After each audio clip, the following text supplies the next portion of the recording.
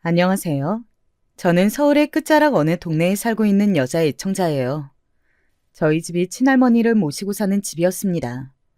친정 아버지께서 일남 삼녀 집안의 유일한 아들이셨거든요. 그게 이유였죠. 친할아버지께서는 제가 3살 때 돌아가셨는데 눈을 감으시기 전에 이런 말씀을 남기셨다고 합니다. 우리 손자가 태어나거든. 이름은 진곤이로. 우리 귀한 손자의 이름은 서진곤으로 지어라. 손녀 말고 손자가 보고 싶었는데 그게 참 안타깝구나. 손녀가 바로 저였습니다. 3살 배기여서 당연히 그 유언을 기억하지 못했고 나중에 친척 어른들께 얼핏 전해 들은 것이었죠. 친할아버지께서는 굉장히 구두쇠이셨고 도통 돈을 적재적소에 쓰실 줄 모르는 촌스러우신 분이었으나 어쨌거나 얼마간의 재산은 일구신 분이었습니다. 친가의 사정은 그랬던 반면 외가는 무척이나 가난했다고 해요. 먹을 게 없어서 말 그대로 쫄쫄 굶기도 하면서 살아온 집안이었습니다. 친정 엄마께서는 그 어떤 홀대를 당하셔도 도망치실 곳이 없었어요. 돌아서실 공간조차 없었기에 그저 인내하고 견뎌내신 게 전부였습니다. 스트레스가 너무 심하셔서 그런지 금방 임신이 안 되었다고 해요. 오래 기다렸다가 만난 뱃속에 새로 자리 잡은 생명을 얼마나 모두가 반겼겠나요. 그리고 내심 모두가 이렇게 기대를 하였습니다. 뱃속에 반드시 아들이 자리를 잡았을 거라고요. 하지만 태어난 건 딸인 저였죠. 친할아버지께서는 돌아가시면서까지 손자가 아니라 손녀가 태어난 것을 무척 안타깝게 여기셨어요. 친할아버지께서 돌아가신 이후 재산 정리에 대한 문제가 대두되었고 그 이후에 저희 집에서 친할머니를 모시게 됐던 겁니다. 왜냐하면 재산은 당연히 딸들이 아닌 유일한 아들이 받아야 한다고 친할아버지께서 생각하고 계셨기 때문입니다. 친할머니께서도 똑같이 생각을 하셨고요. 고모들의 반발이 심했어요. 해도 너무하신 거 아니냐며 엄청 따져대셨던 걸로 기억을 합니다. 고모들이 하도 난리를 치시니까 재산은 어쨌든 가장 많이 챙길 게 분명한 아들 쪽에서 모친을 부양하는 것이 그나마 형편에 맞다는 얘기로 흘러갔고 그래서 저희 집이 친할머니를 모시게 되었으며 재산은 일단 친할머니께서 돌아가시는 그날까지 쥐고 계시면서 미리 친정 아버지께 물려주지 않은 것으로 결정까지 내려섰습니다. 한마디로 친할머니께서는 왕이셨습니다. 모두가 눈치를 볼 수밖에 없는 존재이셨죠. 눈치를 안 보는 사람은 딱 한 명, 제 남동생뿐이었을 겁니다. 6살 터울로 남동생이 태어났거든요. 친할머니께서 왕이셨다면 제 남동생은 왕자였습니다. 우리 진곤이는 어쩜 이리 듬직하고 대견스러울꼬. 벌써 큰 인물이 될 낌새가 보이는구나. 남동생이 밥그릇만 비워도 친할머니께서는 그렇게 말씀하셨습니다. 그럴 때 저는 그 밥상을 치우는 역할을 맡고 있었습니다. 그뿐일까요? 차리는 역할도 제법 겸하고 있었죠. 아무 별것도 하지 않아도 온갖 칭찬을 받으면서 자란 남동생과는 다르게 저는 온갖 별것을 다 해내도 칭찬 한 번 받기란 하늘의 별따기였습니다. 친할머니께서는 저에게 오만 잡다한 일을 다 시키셨는데 그 중에서도 가장 제 일이었으며 가장 짜증났던 것이 하나 있었어요. 그것은 바로 만두였습니다. 만두를 만드는 게 보통 일이 아니었어요. 정신없이 만들고 빚고 하루 종일 중노동이었습니다. 게다가 간격이 길어봤자 한 달에 한 번씩은 크게 만두 빚기를 했습니다. 그리고 제가 본격적으로 인간 만두 공장 기계가 되어서 강제적으로 활약을 시작했던 나이, 고작 7살이었습니다. 사실 그전까지도 수발을 들었었는데 완전히 일꾼으로 임명을 받은 것은 7살 때였어요. 지금 생각을 해보니까 남동생이 태어나고 나서 친할머니께서는 저를 작정하고 일꾼으로 길러내려 하셨던 것이 분명합니다. 시기가 그랬네요.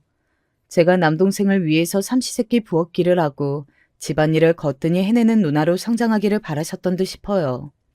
아무튼 간에 말이죠.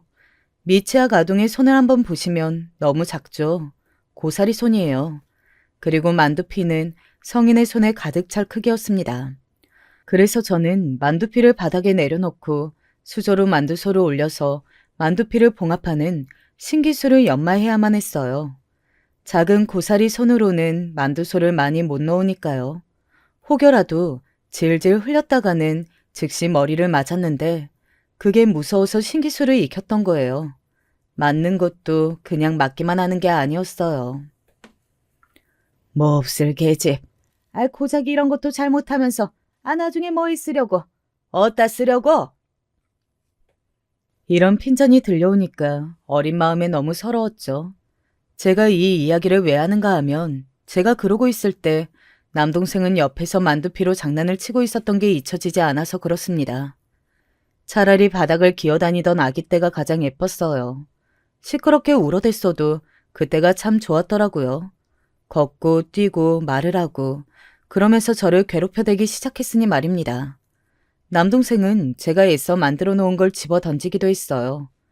곱게 빚은 만두가 저 멀리 날아가서 바닥에 처박힌다고 생각해 보세요. 저는 세월이 오래 흐른 지금에 와서 그 순간을 회상해도 눈물이 찔끔 맺힐 정도예요. 제가 당연히 열이 받았죠. 남동생을 가만 안 두고 싶었죠. 하지만 그럴 때마다 친할머니께서는 인자한 미소로 남동생을 바라보신 뒤 저를 향해 딱딱한 표정으로 이렇게 말씀을 하셨답니다. 너 같은 거다고 우리 진곤이는 다르단다.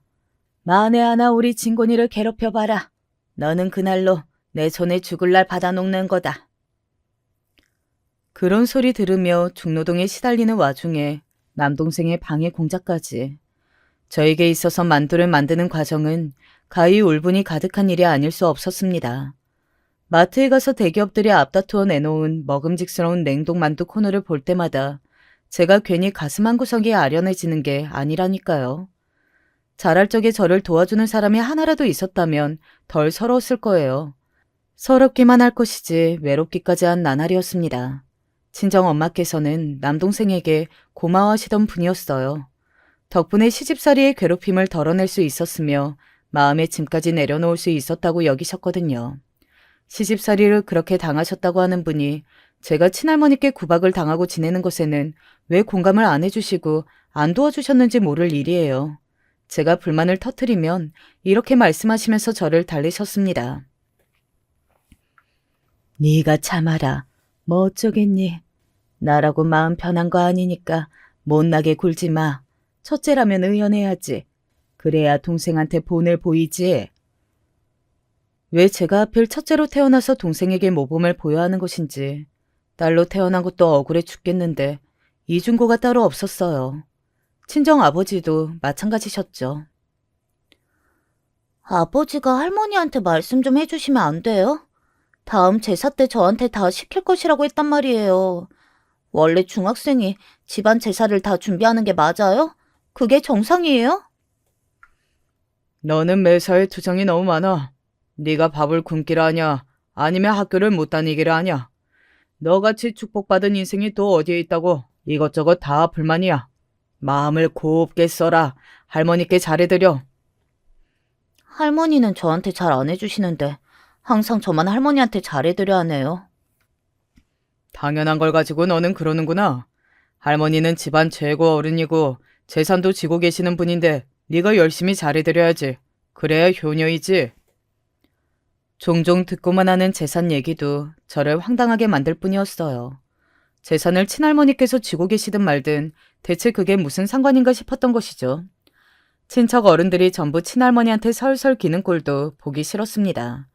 걸핏하면 다들 저희 집으로 행차하는 것도 싫었고 그냥 다 싫었어요. 만두를 빚는 것도 지겨웠습니다. 오죽하면 당시에 남동생이 만두를 먹으면 구토하는 병에 걸렸으면 좋겠다고 소원을 빌었을 정도였어요. 중학생이었던 저는 머리가 점점 커지고 있었는데 학교에서 친구들과 가족 얘기를 나눌 때면 적잖이 민망해졌습니다. 형제들과 치고받고 싸우는 경우는 있어도 저처럼 저보다 어린 형제한테 서열이 완전히 밀려서 찬밥 신세인 사람은 아무도 없었으니까요. 그러다가 어느 날 제가 만두를 자주 빚느라 힘들다는 이야기를 해버렸고 친구들은 저를 놀려댔습니다. 그렇게 애를 써서 빚은 만두 너는 몇 개나 먹어? 원 없이 배 터지게 먹을 수는 있어? 말문이 막히더라고요. 마음껏 먹을 수가 없었으니까요. 그런데 그날따라 집에 도착하자마자 친할머니께서 저를 부르시며 만두 이야기를 꺼내셨던 거예요. 이제 슬슬 겨울로 접어들 기미가 보이면서 추워지니까 이럴수록 만두를 해먹어야 한다는 친할머니의 말씀을 들으면서 제가 눈이 돌아갔습니다. 겨울이 오는 거랑 만두를 해먹어야 하는 거랑 무슨 상관이 있는 거예요? 너는 만두를 차갑게 익히는 방법이라도 알더냐?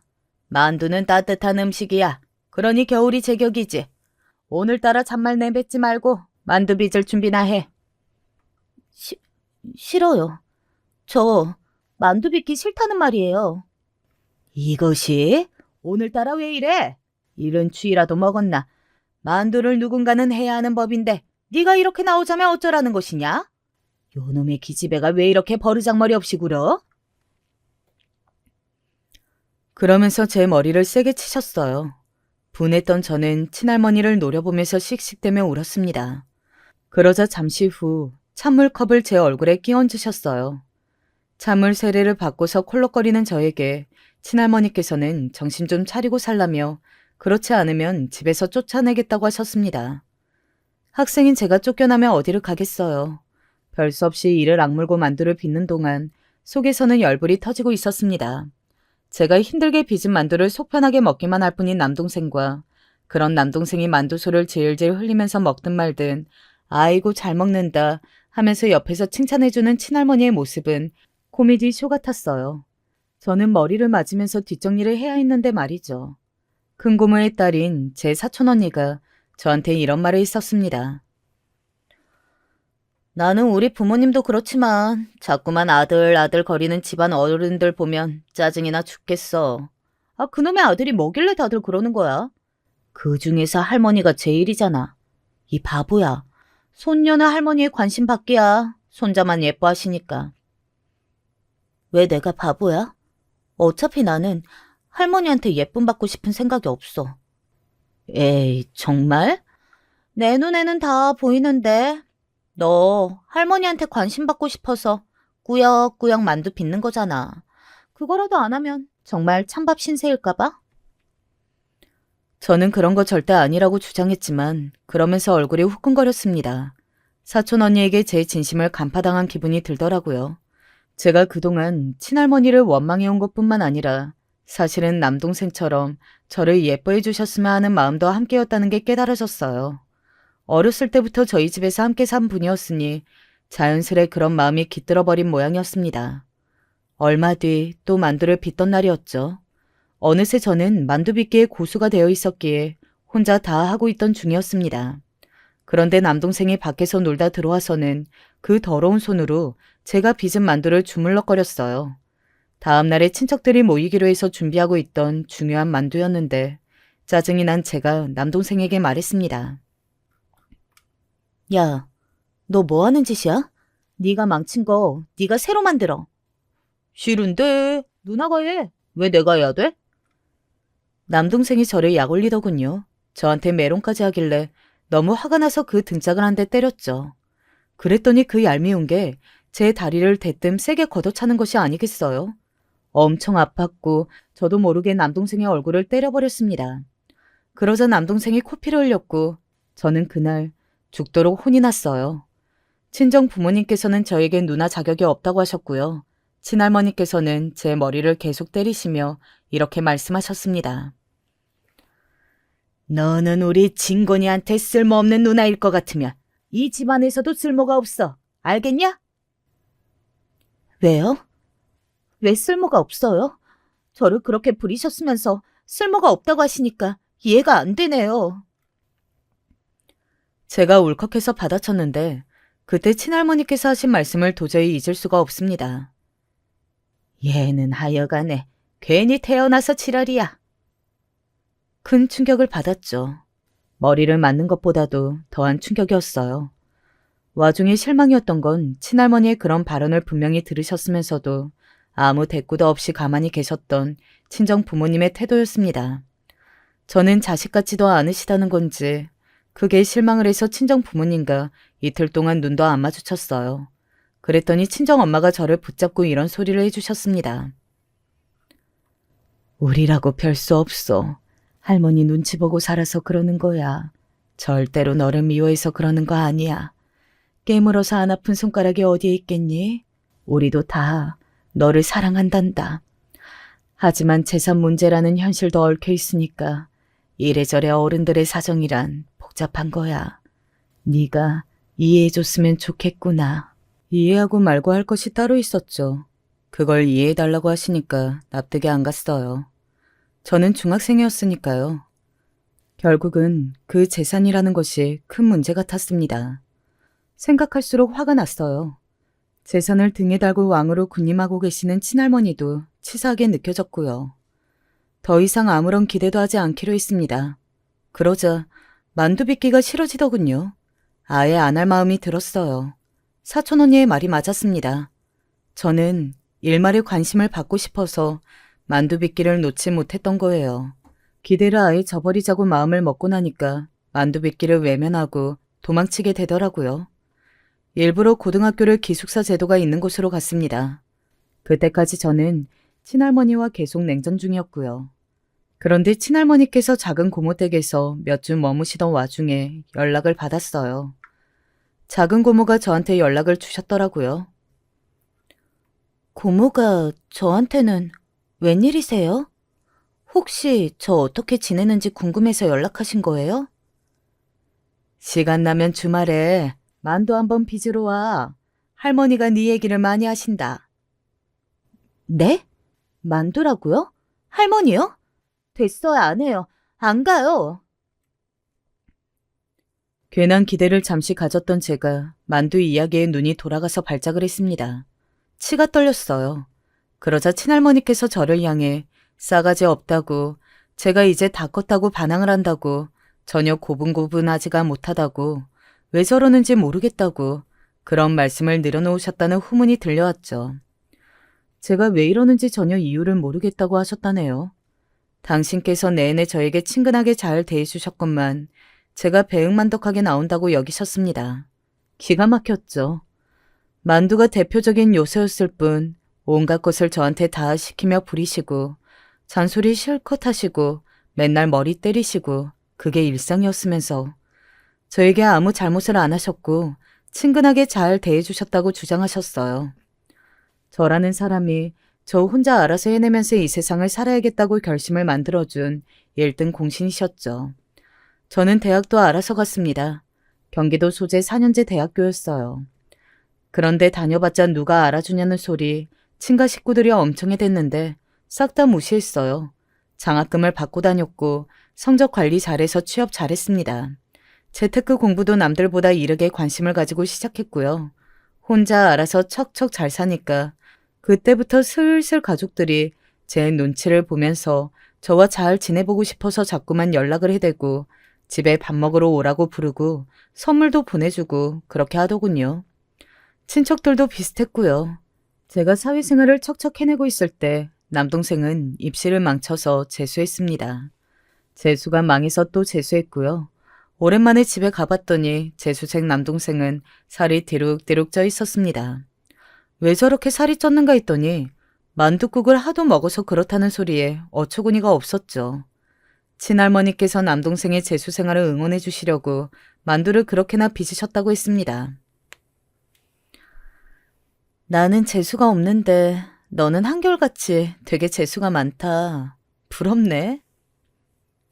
제가 남동생을 향해서 그랬더니 친척 부모님께서 노발대발하셨어요. 본인이 재수생활 안 하고 대학에 갔다고 해서 재수라는 동생을 놀리는 건 못된 거라면서 그렇게 저를 혼내시길래 제가 어깨를 으쓱했습니다. 왜요? 사실이잖아요. 저는 재수 없게 자랐고 쟤는 재수 좋게 자랐잖아요. 아들로 태어난 것부터가 재수가 좋은 거였죠. 저는 이런 집안에서 딸로 태어났던 것부터가 재수가 없는 팔자였고요. 아니에요? 그러자 모두가 입을 다물었습니다. 친할머니께서는 아주 몹쓸 것을 쳐다보는 시선으로 저를 보신 뒤에 먼저 자리를 뜨셨고요. 남동생이 저한테 두고 보자면서 이를 갈았으나 딱히 두고 볼 일은 없었습니다. 결국엔 변변하지 않은 재수 생활은 아주 그저 그런 대학에 가는 것으로 막을 내렸거든요. 4년 재수로 하고 지방의 평범한 4년제 대학에 가는 것도 어찌 보면 대단한 재주였습니다. 저는 주식 투자가 꽤 잘 되어서 자산이 2억 정도가 된 마당이었고요. 모은 돈도 그렇지만 저는 제 능력 자체에 자신이 있던 시절이었어요. 그래서 남자 능력은 안 따지고 결혼하기로 했습니다. 잘난 척만 하는 이상한 놈들에게 몇 번 대었더니 굳이 잘났다고 자랑하는 남자를 만나고 싶지는 않더라고요. 그래서 남편 같은 남자하고 결혼을 했던 겁니다. 나는 자기보다 잘난 여자한테 열등감 갖는 남자들이 진짜 이상하다고 생각해. 남자 망신 다 시키는 종자들이야. 남편이 그렇게 말을 하는 게 무척 믿음직스럽더라고요. 결혼 과정까지 척척 나아가는 저를 가족들이 신기했습니다. 제가 설마 이렇듯 인생을 알아서 개척해서 계속 잘 살아나갈 줄은 몰랐다고 다들 입을 모았어요. 친정 식구들한테 제가 굳이 허락을 받아야 하는 입장은 아니었죠. 결혼을 할 거라고 통보했고 그게 전부였을 뿐입니다. 제가 걷는 길이 맞다고 무조건 생각했었으니까요. 제 앞길은 저 혼자 알아서 나아가는 수밖에 없다고 오래전부터 이미 그렇게 생각한 바였으니까요. 시댁이 살짝 마음에 걸리기는 했습니다. 시아버지께서 남편이 군대에 있을 때 돌아가셔서 안 계셨는데 그래서인지 시어머니께서 당신의 아들에게 묘하게 집착하시면서 우리의 아들이 세상에서 가장 잘났다 이렇게 여기시는 듯 했거든요.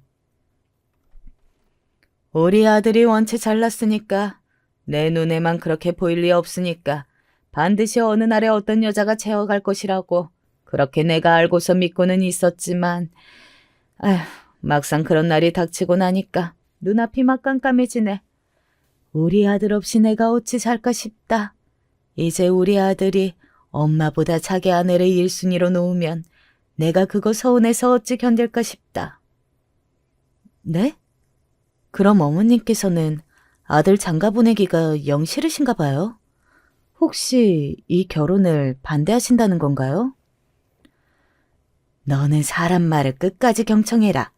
내가 언제 반대하겠다고 그랬니? 반대라도 하고 싶을 만큼 섭섭한 마음이라고 내가 지금 그 소리를 하고 있는 거잖아. 마음 같아서는 결혼을 안 시키고 싶지만 우리 아들이 너무 잘났기 때문에 결국에는 어쨌든 언젠가는 결혼을 할 수밖에 없다는 것을 내가 너무 잘 알고 있다는 거지. 왜? 잘났으니까. 여자들이 가만히 안 두니까. 에휴, 이런 내 마음도 제대로 헤아리지 못하고 너는 사람이 생각하는 게 좀 일차원적이야. 아니, 너는 우리 아들보다 직장에서 잘 나가느니 마느니 하면서 그런 쓸데없는 자랑으로 결혼 허락을 받으려 할 때부터 애가 조금 이상하게 보이기는 했어. 제가 직장을 괜찮게 잘 다니고 있으면 그걸로 좋은 점수가 될 거라고 생각해서 말씀을 드렸던 것뿐인데요. 남자의 자존심을 짓밟고 싶어서 환장했다는 얘기구나. 너도 보통 여자는 아니야. 시어머니와 사이 좋은 고부관계가 될 것 같지는 않았습니다. 하지만 시어머니와 시누이가 사는 시댁과 저희 부부가 신혼집으로 찍어둔 동네가 가깝지도 않았고 무엇보다 남편이 자기 모친과 사고방식이 완전히 다른 사람이라고 믿었기에 결혼으로 직진을 했습니다. 하지만 누군가 그랬죠. 만약 돈에 관심이 없다고 말하는 사람이 있다면 그 사람을 경계하라고요. 그 사람이야말로 돈에 완전히 미친놈이라고요. 남편하고 살면서 그 말이 저절로 떠올랐습니다. 여자한테 자격지심 갖는 남자들이 이상한 거라고 강조해댔던 남편이었는데 제가 직접 겪어보니까 본인이야말로 딱 그런 남자였더라고요. 대출받아서 장만한 보금자리에서 결혼 생활을 시작했을 때까지만 해도 체감을 못했었습니다. 하지만 사람 인생이 평탄한 길만 있지 않으니까요. 제가 걱정 없이 계속 다닐 줄로만 알았던 직장에서 좀 문제가 생겼어요. 힘든 일이 닥쳤거든요. 제 인생을 스스로 개척해야겠다고 깨달으며 결심했던 이후로 정말 열심히 달려왔는데 도대체 저에게 왜 이런 시련이 다가온 것인지 세상이 불공평하게 느껴졌고 입맛도 없었으며 스트레스가 극심해서 머리카락도 막 빠질 정도였어요. 그때 남편이 저를 지켜보다가 이렇게 말해 줬었죠. 왜 미련하게 자꾸 버틸 생각만 해. 그냥 놓아버려도 되잖아. 하지만 이 일을 어떻게 포기해. 내가 얼마나 갖은 애를 써가면서 공부하게 다진 내 자리였는데 그걸 어떻게 저버리고 나와. 그렇게 되면 나는 아마 인생의 패배자가 된 심정일 거야. 그렇게는 못해. 사람이 먼저잖아. 사람 나고 일 났지 일 나고 사람 났어? 사람이 없으면 세상에 도는 돈도 아무 의미가 없어. 그냥 휴지 조각인 거야. 그러니까 당신은 제발 본인부터 챙겨. 이러다가 진짜 병 나서 큰일 나겠어. 그까짓 일 좀 안 하면 어때? 그냥 쉬면 뭐가 어떻다고 그래. 그런다고 해서 절대로 세상이 무너지거나 망하지 않아. 오히려 아무 문제도 없어서 당신도 깜짝 놀랄 거야.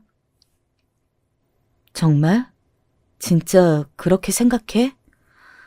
그치만 내가 일을 그만두면 당신에게 부담이 될까봐 그것도 조금 걱정이 돼.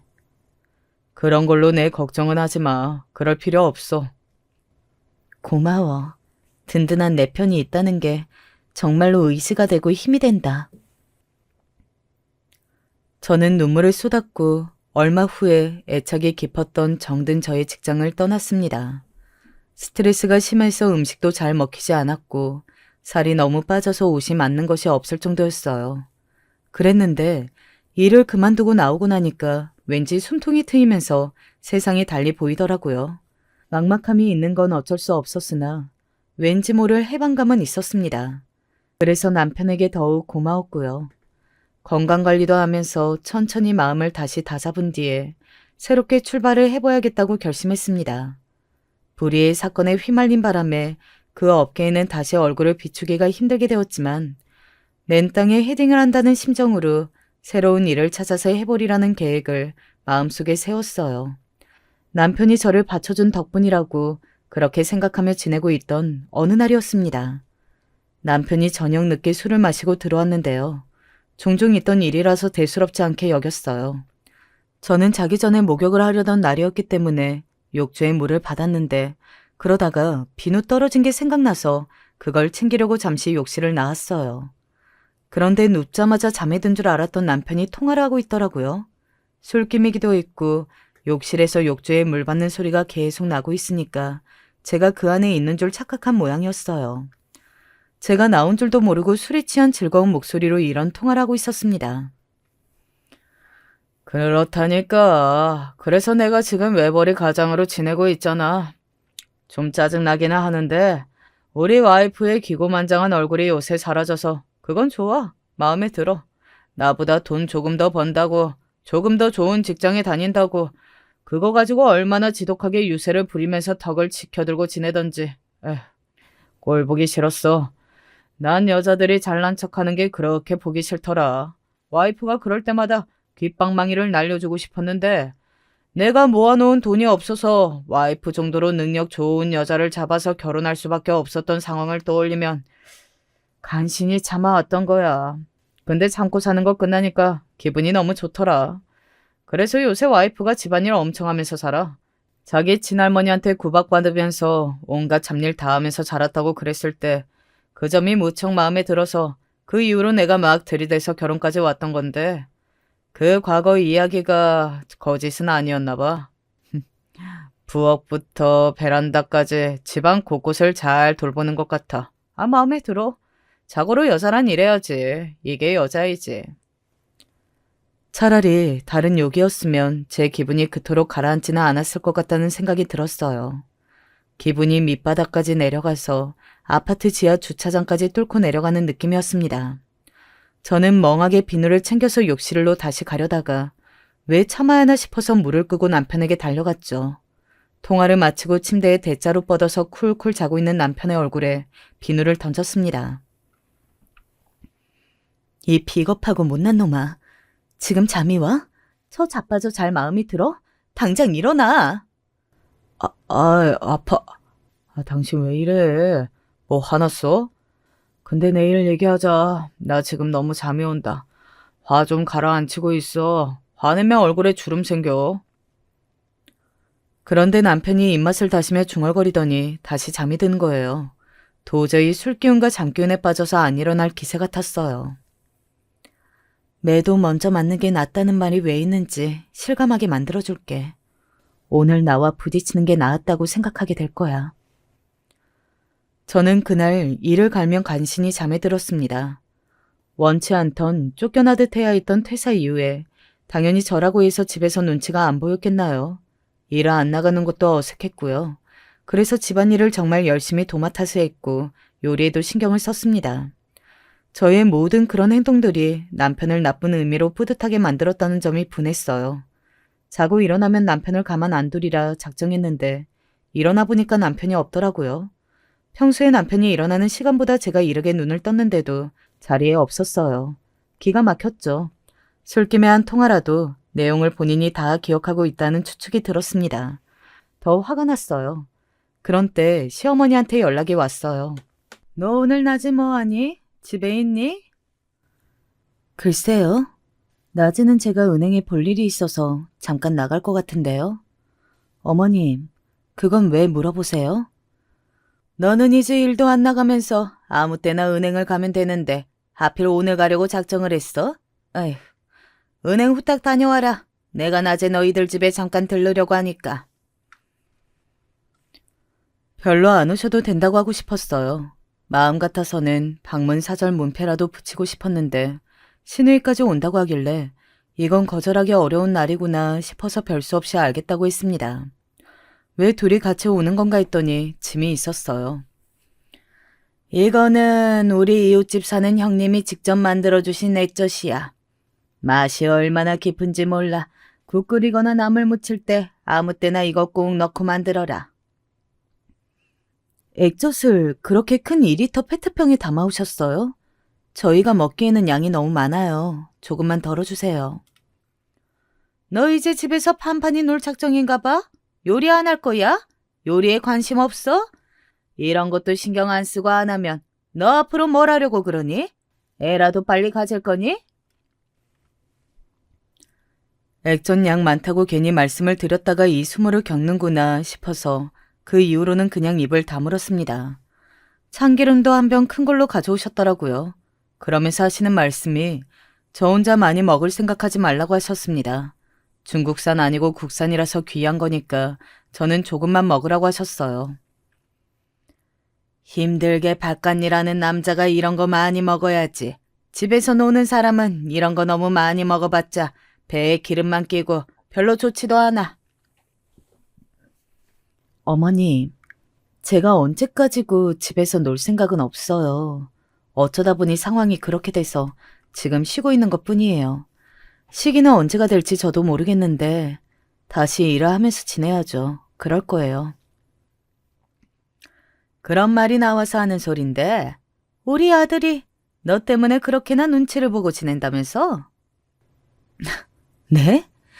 반대 상황을 잘못 알고 계신 거 아니에요? 오히려 제가 눈치를 보면 봤죠. 우리 아들이 얼마나 괜찮고 잘난 인물인지 네가 알긴 아니? 응? 네가 일자리 잃고 상심이 클까봐 일 안 하고 지내도 된다는 식으로 너를 격려하고 싶은 마음뿐이라고 하던데 그런 마음을 괜히 자기 주변 사람들한테 그대로 말하면 애처가 흉내낸다고 욕 얻어먹을까봐 일부러 다르게 말을 한다고 하더라. 근데 네가 간밤에 그걸 잘못 듣고서 우리 아들의 깊은 속내도 모르고 득달같이 화를 냈다면서? 힘들게 일하고 들어온 사람을 잡고 그 늦은 밤에 화를 냈다면서? 너도 참 마음 다스리고 살아라. 들리는 게 다가 아니야. 그 안에 든 진심이 중요한 거지. 우리 아들보다 속 깊고 괜찮은 인물이 또 어디에 있다고. 너는 네가 얼마나 큰 복덩어리를 안고 사는지도 모르면서 태연하게 행동하는구나. 아휴, 너같이 부러운 팔자는 내가 처음 본다. 옛날에 친할머니께 맨날 구박받으면서 살 때 친정 아버지께서 저보고 축복받은 인생이라고 하셨을 때보다 더 당황했어요. 시어머니께서 대체 무슨 소리를 하시는 건지 이해가 안 갔고요. 다만 남편이 자기 모친께 상황을 본인한테 유리한 대로 전달해서 도와달라고 한 것만은 분명해 보였습니다. 남편이 너무 얄밉게 느껴져서 입 꾹 다물고 그냥 시어머니의 잔소리를 가만히 들었어요. 그러면서 알게 되었죠. 시어머니께서는 당신의 아들을 외벌이로 고생시키는 제가 너무 싫으면서도 제가 직장을 가지고 잘난 척을 못하게 된 상황을 무척 고소해하셨습니다. 꼴 좋다고 여기셨죠. 언행에서 그게 느껴졌어요. 비참하더라고요. 제 추락을 이렇듯 반기는 사람들이 있다는 것 자체가 너무 씁쓸한 기분이 들었어요. 그날 저녁이 되어서야 저는 남편에게 따질 수 있었습니다. 어머님한테 다 이른 모양이더라. 그러고 싶었어? 치사하고 비겁하게? 엄마가 우리 상황에 참견 못하실 분은 아니잖아. 그래서 말씀드렸어. 나는 당신에게 나쁜 생각은 전혀 안 하고 사는데 이런 나를 당신이 오해할까봐 그게 겁이 나고 속이 상하기도 해서 엄마한테 상담을 받고 싶었던 것 같아. 사실 간밤에 내가 친구놈하고 통화를 했다는 것만 기억이 나고 내용은 거의 안 떠올라. 근데 내가 말실수를 술김에 한 것 같아서 어쨌든 미안한 마음이야. 기억은 안 나는데 미안하기는 하고 어머니께 도움은 청해야겠고. 도대체 무슨 소리라는 거야? 아직 술 덜 깼어? 술 마시고 운전대는 잡았는데 음주운전을 안 했다는 말보다도 100배는 더 어이가 없네. 됐고, 내가 일을 그런 식으로 그만두게 돼서 속으로 나를 쌤통이라고 생각했는지 안 했는지는 그거나 솔직하게 털어놔. 내가 그럴 리가 없잖아. 절대 아니야. 남편이 잡아댔어요. 하지만 술김에 나왔던 게 그게 본심이라고 저는 자꾸만 그런 생각이 들었고 남편에게 신뢰를 잃어버린 후였습니다. 마음속에 한번 의심의 새싹이 피어오르면 끝이라고 하던데 그 말이 맞더라고요. 남편이 자꾸만 밥 아직 안 됐어? TV 선반에 먼지 있다. 화분에 내일 물 줘야 하는데 이런 말들을 저에게 던질 때마다 사실은 지시를 내리고 있다는 기분을 지울 수가 없더군요. 불임당하는 것을 친할머니께 지독하게 겪어왔건만 나이가 들어 결혼하고 나서도 이렇게 살아야 하나 싶었습니다. 어쩌다가 제가 제 발등을 찍어서 이렇게 살고 있나 싶은 생각이 들었던 바로 그때였어요. 아무래도 내가 이제 살 날이 드디어 얼마 안 남았나 보다. 죽은 영감 곁으로 내가 갈 데가 멀지 않은 것 같아.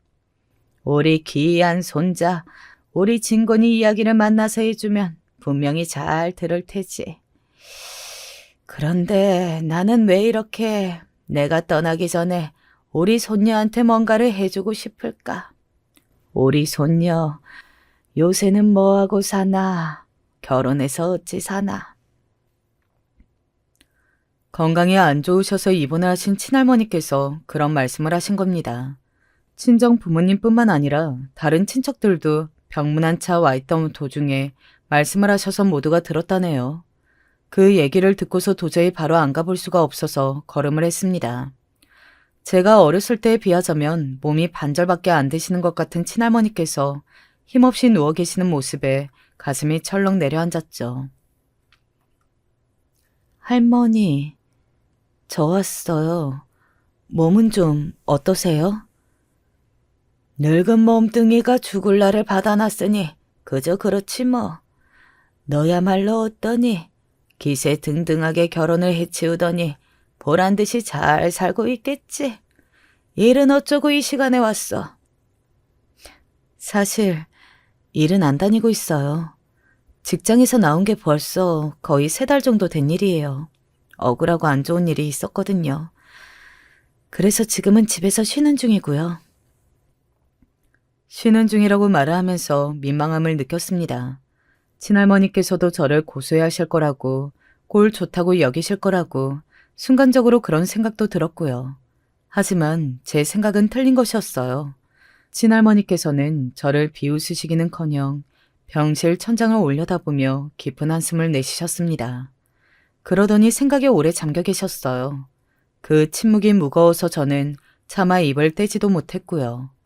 마침내 친할머니께서 오랜 생각을 마치시고 저에게 놀라운 이야기를 꺼내셨습니다. 네가 직장을 들어가고 나서 얼마 안 됐을 때였나? 딸로 태어난 것 자체가 재수없는 일이었다고 그랬었는데 그게 이후로도 자꾸만 내 가슴을 후벼 파더라. 자꾸만 생각이 나더라. 그래서 왜 자꾸 네가 한 그 말이 나를 괴롭히는 것인가 곰곰이 돌아봤더니 그것이 내가 너에게 가진 미안함이었더라. 그거였어. 근데 나는 그걸 인정하기 싫고 마주하기 싫어서 이날 이때까지 그 미안함을 내 속에다가 꿍쳐두고 지냈다. 눈시울이 뜨거워져서 혼났습니다. 입을 떼면 울음이 터져나올 것 같아서 억지로 참으며 가만히 있었어요. 그런 저를 가만히 바라보시던 친할머니께서는 결국 다음 말씀으로 저를 울리셨죠. 노동에는 값이 있어야지. 내가 너한테 한 번도 시켜먹은 값을 쳐주지 않았으니 이제 그 밀린 값을 쳐주련다. 내가 미천을 대줄 테니 새롭게 일을 해봐라.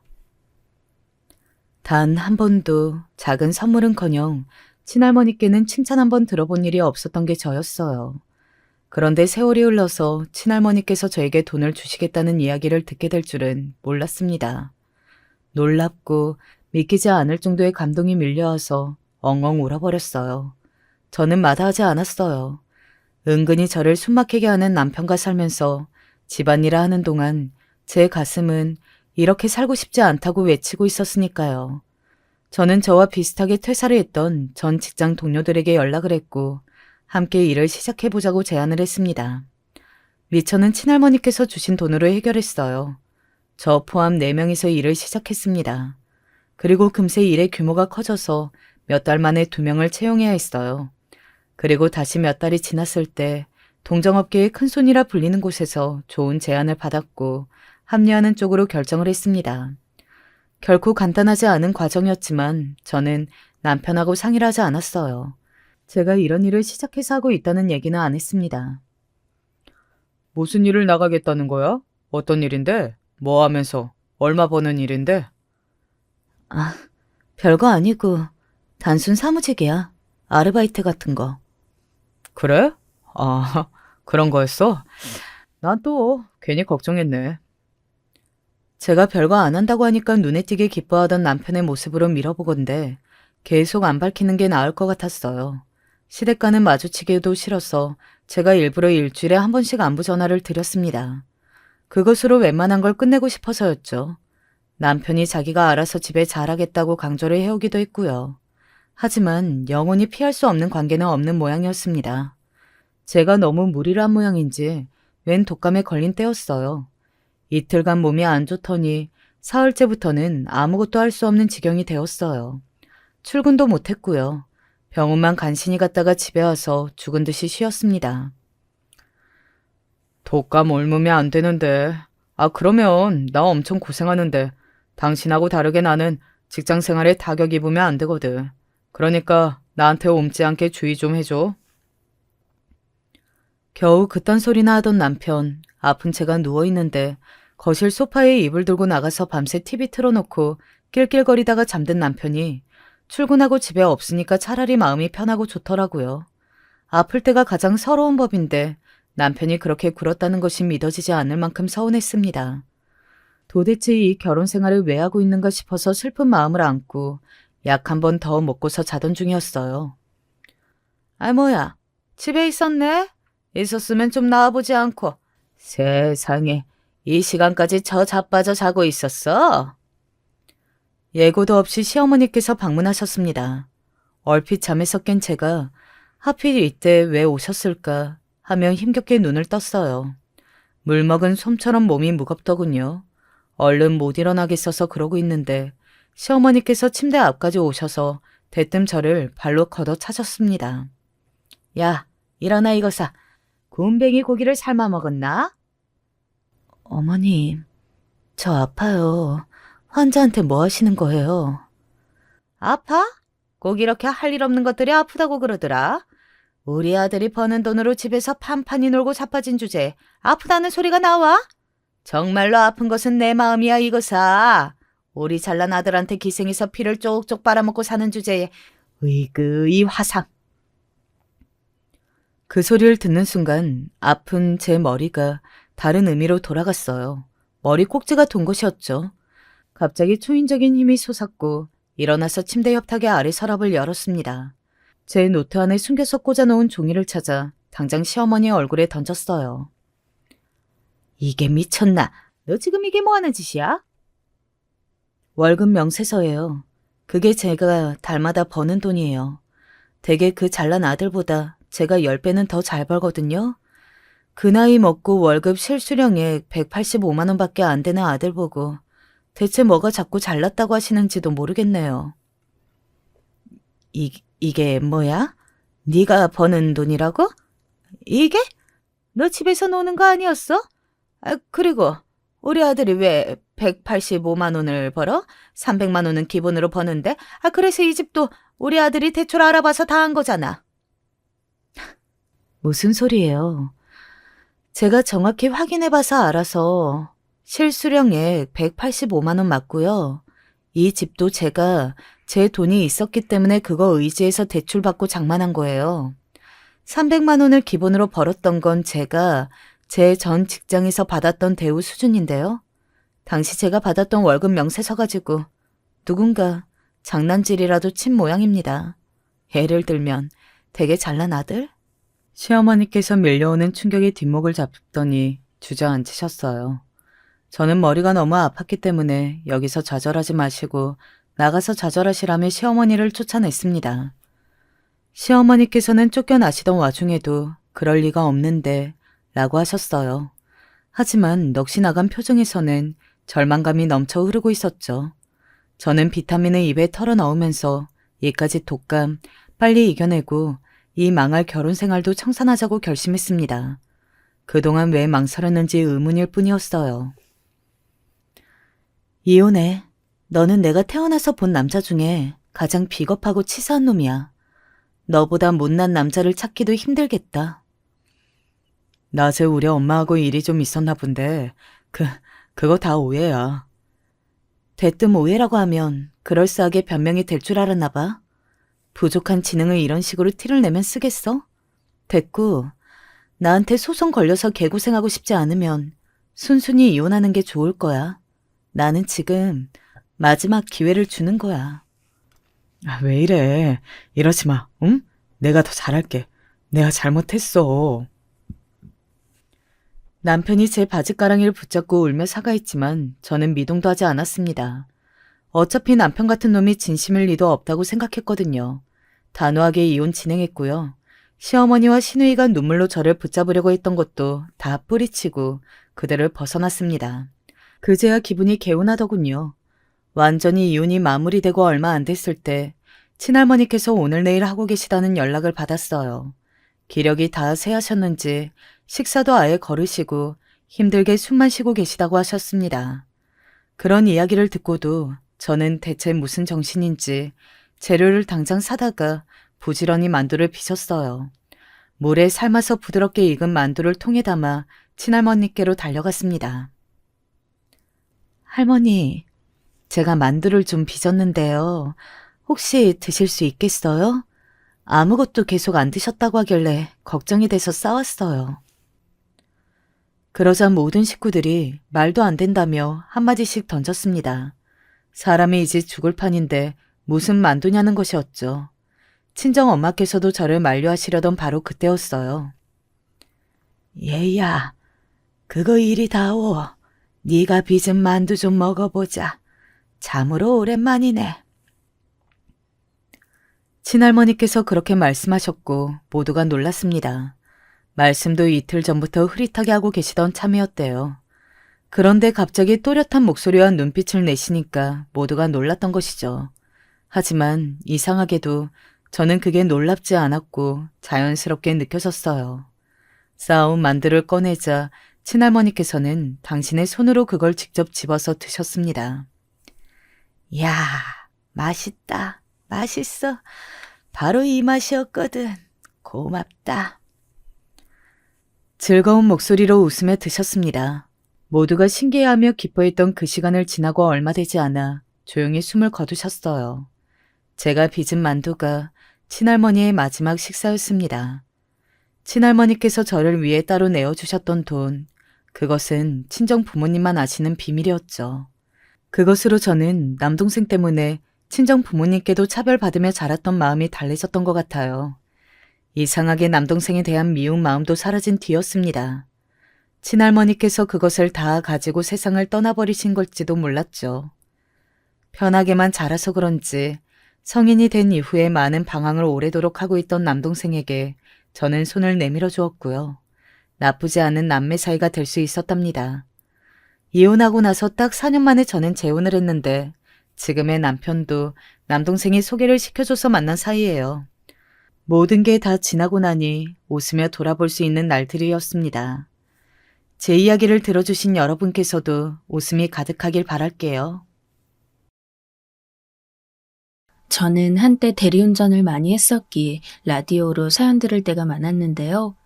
요즘 시대엔 유튜브로도 이런 세계를 즐길 수 있다는 것이 새삼 신기해요. 그래서 즐겨 듣고 있던 와중에 아무래도 라디오보다는 여기 유튜브가 더 제 얘기를 전하기 편할 것 같아서 보내게 되었어요. 적다 보니 참 제 인생은 평평한 바닥을 걸었던 날이 별로 없었음을 실감했네요. 전 20대 초반에 저와 5살 차이 나는 한 남자를 만나게 되었어요. 해외여행을 갔을 무렵에 만났는데요.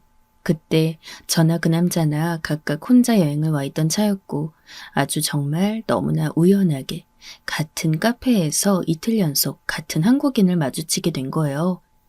결국 그게 인연이 되었어요. 정말 누가 먼저랄 것도 없이 서로에게 끌렸던 것 같아요. 저기 한국인끼리 이렇게 마주친 것도 인연인데 혹시 이런 거 물어봐도 될까요?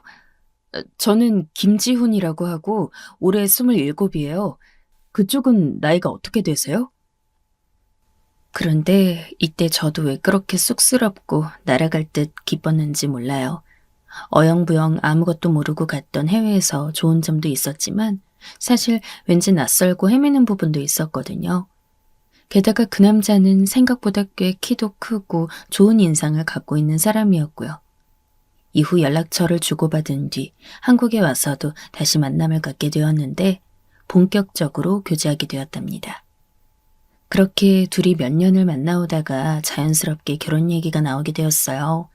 그런데 이때 남자친구가 된 이 사람이 약간 망설이며 어렵게 말을 꺼내더군요. 저기 현이야. 다른 게 아니라 나랑 결혼할 준비는 그럭저럭 되어 있다고 생각해. 그런데 결혼식을 생각하면 좀 걸리는 게 있어. 내가 그게 본가와 연락 끊은 지가 좀 됐어. 좀 복잡한 사정이 있어. 너희 집 어른들께서 이런 사정을 이해해 주실지 모르겠어. 이 말을 듣고 저도 좀 이상했던 게 안 그래도 남자친구는 도통 자기 집안이라던가 가족이나 형제 얘기를 잘 꺼내지 않았어요. 부모님이 안 계신 건가 싶기도 하고 은근 떠봤던 적도 있었는데 그때마다 화제를 피했거든요. 하지만 중요한 일을 앞두고 있고 또 우리 부모님도 궁금해하실 수 있으니 저도 이때는 좀 깊게 물어봤는데요. 알고 보니 남자친구에게는 아주 희한하고도 아픈 사연이 있었더군요. 부모님이 돌아가셨다던가 그런 건 아니야. 두 분 다 계시는데 뭐랄까 나랑 사이가 안 좋다고 해야 하나. 그래서 연락을 하지 않게 됐어. 내 밑으로 동생이 하나 있는데 얘 때문에 일이 엄청나게 많았거든. 그땐 부모님도 경제적으로 어려우실 때였는데 내가 여러모로 서운하고 힘들었어. 암튼 그래서 지금은 상황이 그래. 지금은 나에게 고모가 거의 가족이나 마찬가지고. 듣고 보니 당시 남자친구가 같이 살고 있던 건 고모였어요. 그나마 조금은 말이 통하고 교육자이시기도 하고 그래서 홀로 나와 있는 조카가 안쓰럽다 보니 경제적으로 조금씩 지원을 해주셨나 봐요. 그 덕에 1년 정도 해외 연수도 다녀왔고 귀국을 남겨두고 여행을 좀 즐겨보려던 차에 저랑 마주친 것이더군요. 그런데 어째 내용을 들으면 들을수록 저는 더 혼란스럽기만 했어요. 일단 혼주석에는 고모가 대신 앉아 계실 거야. 내 결혼 얘기 나오고 있다는 거 아버지도 알긴 하신 것 같아. 그래서 이때 모처럼 오실 거란 얘기도 있는데 확실하진 않아. 아, 그리고 아버지까지는 모르겠는데 어머니랑 동생은 생각 않기로 했어. 사실 그 둘 때문에 아버지랑 틀어진 거거든. 정확히 상황을 더 말해줬으면 좋겠는데 그러기엔 표정이 너무 어둡고 상처가 깊어 보였고 그렇다고 대강 덥자니 적어도 저랑 결혼할 사이인데 너무 모르는 것도 좀 그렇잖아요. 이런 걸 눈치챘는지 그제서야 입을 열더군요. 그게 동생이 어릴 때 되게 아팠었어. 아무래도 둘 중 하나가 아프니까 부모님은 그 관심이 아픈 자식한테 쏠릴 수밖에 없잖아. 나도 엄청 걱정했었거든. 그런데 어머니는 잘할수록 내 동생에게 너무 병적으로 집착하시더라고. 얘도 점점 버릇 나빠지면서 날 아주 우습게 보고 치료 결과가 좋아진 후에도 성격은 변하지 않더라. 암튼 그런 관계로 사이가 더 악화된 거야. 아버지는 그 누구의 편도 아니시긴 했지만 말이야. 이런 상황들을 듣다 보니 저도 자세히 더 들어가지 않고 멈추게 되었어요. 저 역시 한부모 가정이다 보니 저희 엄마는 이런 상황을 크게 신경 쓰지 않으셨고요. 그렇게 결혼식을 올리고 난 후 둘이 살게 되었답니다. 예식 때 아버님 얼굴을 처음으로 뵀는데 인상이 좀 강렬하긴 했어요. 참 수더분한 얼굴을 하신 분이었는데 이미 얼굴에도 많은 감정들이 실려 있더군요. 저에게도 아주 어렵사리 말을 꺼내셨고요. 내가 며느리를 결혼식장 날 보게 되다니 참 여러모로 머쓱하고 할 말이 없네. 그래도 며느리를 봤으니 가끔이라도 연락했으면 좋겠는데 핸드폰 번호 좀 가르쳐 줄 수 있나? 이렇게 말씀하시면서도 무척 낯을 가리셨어요. 이때 반응을 보니 그래도 본인 아들에 대해 짠함을 느끼고 계신 것 같아 저도 참 안타까웠죠. 이후로는 저도 가끔 연락을 드렸고 남편도 그런 상황을 알고 있긴 했지만 특별히 뭐라 하진 않더군요. 그러던 사이 신혼 6개월 무렵에 임신했다는 사실을 알게 되었고 우리는 정말 너무 신났답니다. 경제적으로 썩 좋은 환경은 아니었지만 그래도 작은 빌라를 얻었고 우리끼리 알콩달콩 잘 꾸며놓고 살고 있었어요. 남편은 중소기업을 다니고 있었는데 급여가 아주 나쁜 편은 아니었기에 우리의 삶은 그런대로 만족스러웠고요. 이때 아버님께 임신 사실을 알려드렸고 정말 너무 좋아하셨답니다. 이후 시간이 지나 출산을 했고 100일이 지나 제가 아기를 데리고 시댁을 방문했어요. 남편은 자기도 자식을 낳아보니 감회가 달랐는지 이때 못 이기는 척 가게 되었는데요. 그런데 처음으로 시댁 방문을 하고 나서야 저는 남편의 기분을 좀 알겠더군요. 처음으로 도련님과 어머님을 마주하게 되었는데요. 어머니는 저와 남편을 보고 별 반응이 없었어요. 그런데 도련님 성격이 되게 별나더군요. 이때 저는 정말 괜히 왔다 싶었고 아버님도 당황해서는 도련님을 야단치셨어요. 형, 진짜 오랜만이다. 무슨 바람이 불어서. 아, 맞다. 애기 낳았다며? 대단하네. 대학 가고서 집이랑 연도 끊더니 아주 끄는 거 아니었어? 그리고 뭐지? 형수님? 형수님이라고 불러야 하나요? 안녕하세요. 저희 형 잘 부탁해요. 우리 형 되게 소심한 사람이거든요. 나이도 저랑 동갑이던데 그래도 그렇지 자기 형이랑 한두 살 차이 나는 것도 아니면서 말투가 좀 별로였어요. 그런데 뒤이어 하는 얘기는 정말 속으로 자기 형을 얼마나 우습게 하는지 느껴져서 제가 다 기분이 나빴죠. 형, 근데 대체 왜 온 거야? 혹시 나이 들어서 아버지한테 얼마 안 되는 유산이라도 받겠다고 들어온 거 아니야? 고모랑 붙어 살더니 왜? 고모가 돈이 없대? 이렇게 계속 빈정거리니 결국 아버님이 화를 벌컥 내셨어요. 영훈이 너 형한테 그게 무슨 말버릇이야? 네 말 맞다나 네가 지금 형이랑 마주한 게 대체 얼마만이냐? 네 형수랑 조카 있는 앞에서 말을 꼭 그렇게 해야겠어? 그런데 진짜 총체적 난관이었던 게 여지껏 아무 말도 없던 어머니가 입을 여셨어요. 그 순간 남편이 왜 계모도 아닌 자기 친엄마를 그렇게 싫어하는지 이해가 갔죠. 당신, 지금 왜 영훈이한테 화를 내요? 아픈 애가 좀 칭얼대는 것 같고 왜 그러냐고요. 당신은 영훈이가 불쌍하지도 않아요? 아니, 대체 어떤 게 불쌍하다는 걸까요?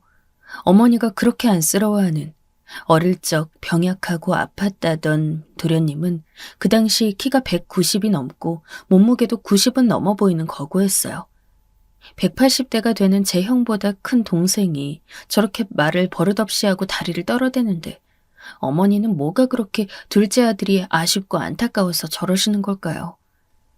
결국 우리는 그 자리에서 별 말도 안 했고 밥 먹고 가라 아니면 나가서 먹자고 어떻게든 자리를 좁혀보려는 아버님께 한사코 거절하고 나왔어요. 큰아들을 잘 감싸고 다시 시작해보고 싶었던 아버님이 안쓰러울 지경이었죠. 이 얘기를 듣고 저희 엄마가 참 안타까워하셨어요. 에휴, 김서방은 여러모로 짠하다. 제 엄마랑 동생이 그렇게 붙어 지내면서 차별을 하는데 얼마나 힘들었을까. 그런데도 저렇게 번듯하게 자라준 걸 보면 세상 너무 대견하네. 뭐 우리 집도 썩 크게 다른 환경은 아니지만 말이야. 우리 집은 아빠가 어릴 때 돌아가셨기 때문에 엄마가 혼자 힘들게 저를 키워오셨어요. 그나마 자식이 하나라서 낫지 둘이었으면 도망갈 것 같다고 우스갯소리를 하셨지만요. 적어도 이때 무렵만큼은 이런 얘기를 그냥 지나간 일이며 이젠 괜찮은 화제로서 입에 올리기도 했는데요. 시간이 좀 지나 저에게 들이닥친 엄청난 풍파를 겪고서 우리는 농담으로도 이런 얘기를 하지 않게 되었어요. 그 풍파 때문에 저는 물만 마시면 토했고 길을 걷다가 울며 또 토했고 걷다가 주저앉아서 정신 못 차리는 일이 빈번했거든요. 오죽하면 차라리 병원에 입원해 있는 게 낫지 않나 싶을 정도로 엄청난 고생길을 걸었어요. 이건 어떤 질병이 있어서라기보다 인생사에 있어 너무 큰 사고를 당했기 때문이에요. 정신적으로 말이죠. 그 이유는 바로 제 남편. 제가 일생에서 가장 사랑했던 남자인 그 사람 때문이랍니다. 이 사람이 바람을 폈다던가 저를 때렸다던가 그런 이유가 아니에요. 어느 날 갑자기 이 사람은 정말 바람처럼 제 앞에서 휙 사라져버렸거든요. 이렇게 빨리 제 앞에서 사라질 줄 알았다면 전 뭘 했으면 좋았던 걸까요? 그런 생각들을 당시 하면서 툭 하면 올라오는 구역질을 견딜 수 없었어요. 실제로 구역질을 할 수밖에 없던 시기이기도 했고요. 겨우 정신을 차려보니 남편이 제 앞에서 자취를 감추고 얼마 되지 않아 둘째를 가졌다는 걸 알게 되었어요. 이때 엄마가 제 앞에서 정말 얼마나 오열하셨는지 몰라요. 아유, 세상에 어떻게 닮을 게 따로 있지 이런 걸 닮냐. 우리 딸내미는. 애미도 애비 없이 저를 키웠으면 너라도 명줄이 긴 신랑을 데려다가 오래 살았어야지. 이게 뭐냐 정말. 에휴. 이럴 줄 알았으면 결혼 허락 안 했을 텐데. 아휴, 게다가 하나 키우는 것도 막막해 죽겠는데 둘까지 안겨줘 놓고 그리 빨리 가면 어쩌라는 거야. 아휴. 엄마의 말처럼 제 남편은 아주 어이없는 다중추돌 사고로 인해 제 곁을 떠나게 되었어요. 정말 언제나처럼 남편이 아주 평범하게 나갔던 출근길, 집에서 핑그르르 굴러다니고 잠도 잘 안 자는 애기 때문에 피곤했던 저는 그날 제대로 인사도 못했죠. 밥 한 끼도 그날 딱히 먹여주지 못했고 남편은 저에게 다정하게 웃으며 말했어요. 그게 그렇게 장례 내내 가슴이 찢어지도록 절 아프게 했어요. 현이야, 너 눈곱이나 떼. 애기랑 침대에서 더 잠이나 자. 이따 들어오는 길에 족발 사올 테니까 오늘은 꼭 지난주 못 봤던 영화 같이 보는 거야. 나는 이거 귤이랑 호빵 챙겨갈게. 얼른 더 자. 이러면서 남편은 얼른 현관문을 나섰죠. 행여나 제가 부담스러울까봐 미안해할까봐 그랬던 것 같아요. 그러고 나서 시간이 얼마나 지났을까요? 저는 그때 바보처럼 남편 말대로 아기와 더 자고 있었어요. 머리가 아프도록 진동소리가 들려 겨우 손을 짚어가며 전화를 받았고 비로소 남편에게 어떤 일이 일어났는지를 알게 되었답니다. 그 당시 일어났던 사건들을 후에 정신 차리고 다시 보니 뉴스나 인터넷 기사로 아주 짧게 몇 줄 남짓하게 훑고 지나가 버렸어요. 전 이게 너무 낯설고 험상궂게만 느껴졌죠. 사람이 죽었는데, 내 가족이 죽었는데, 그것도 맨날 내 옆에서 떠들고 같이 머무르던 남편이 죽었는데 그냥 그렇게 30대 김모 씨 사망만으로만 잡힐 일인가 싶어 말이죠. 정말 세상 별의별 거에 다 시비를 걸고 싸우고 싶을 정도로 제정신이 아니었어요. 이때 저를 대신해 엄마가 어렵사리 아버님께 연락드렸고 아버님은 장례식에 오셔서 너무나 비통하게 서 계셨어요. 이렇다 싶게 어떤 말도 하지 못한 채 아들의 영정사진을 보며 조용히 눈물만 흘리셨고요. 제가 너무 넋을 놓고 있다 보니 엄마와 이모들이 와서 챙겨주시긴 했는데 아무튼 이때는 뭘 해도 온전하게 생각하기 힘들었죠. 저도 저지만 자식을 잃고 더 기막혔을 아버님을 신경 쓰지 못했어요. 이후로 시간이 좀 지났을 무렵 저는 몸이 너무 불편하고 자꾸 구역질이 올라오는 바람에 이 스트레스와 상처가 너무 커서 그런 줄로만 알았어요. 설마 임신일 거란 생각은 하지 않았고 그리고 그럼 안 된다고 생각했고요. 헌데 정말 혹시나 싶은 마음으로 테스트기를 사면서도 이 무슨 황당한 일인가 싶었는데요. 테스트해본 결과 저는 둘째를 가진 것이 맞았던 거예요. 얼마나 어이가 없고 말이 안 나오던지. 당장 제 발에 동동거리며 매달려 있는 애기도 감당이 안 되는 판국이 기가 막혔죠. 그래도 어쨌든 간에 이 상황을 받아들이는 수밖에 없었어요. 몸도 너무 약해졌고 스트레스도 극심했지만 한편으로 참 고맙고 미안하게도 그 아이는 뱃속에서 잘 자라주었죠. 어느 날은 밥 먹다가 눈물이 나서 꺼이꺼이 울기도 했답니다. 엄마, 나 정말 이래도 되는 걸까? 오빠는 죽었는데 난 이렇게 또 살겠다고 뭘 먹고 있는 게 너무 바보 같고 미안해서 어떡해? 뭘 먹고 싶다는 것 자체가 너무 한심하고 기가 막혀. 나 어떡해, 엄마. 그러면 엄마 역시 눈물을 그렁그렁하며 자식인 저를 달래겠다고 엄마는 반찬을 앞으로 끌어다 놓으셨어요. 에휴, 뱃속에 아기가 먹고 자는 건데 그리고 다 떠나서 살 사람은 살아야지 별 수 있겠어? 김서방이 너에게 남겨두고 간 아기라 생각하고 그냥 다 좋게 보자, 현이야. 너 이렇게 자꾸 울고 스트레스 받으면 너도 힘들고 아기도 안 좋아. 얼른 눈물 닦고 세수하고 와. 이렇게 목이 메어 억지로 식욕에 이끌려 먹어놓고 소화가 안 되어 토를 하게 되는 상황들을 거듭 겪어가면서 저는 막달까지 가게 되었어요. 나중에 아버님께 연락드렸더니 지치고 우울해 보이는 와중에 엄청 놀라셨고 순간 목소리가 밝아지시더군요. 아휴, 너가 정말 고생이 많구나. 어떡하냐.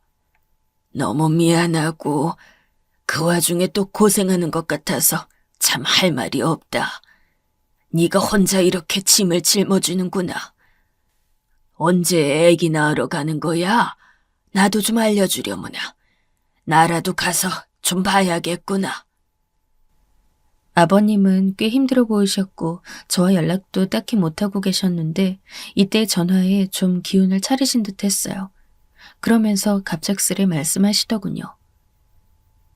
지훈이가 없으니 나라도 너네 가정을 돌봐야 하지 않겠니? 내가 뭐 얼마 가진 것도 없고 대단한 건 아니지만 그래도 될 수 있는 한 너희한테 보탬이 좀 되려고 한다. 혼자 아이 키우는 거 보통 일 아닐 거야. 언제든 나한테 편히 연락 주거라.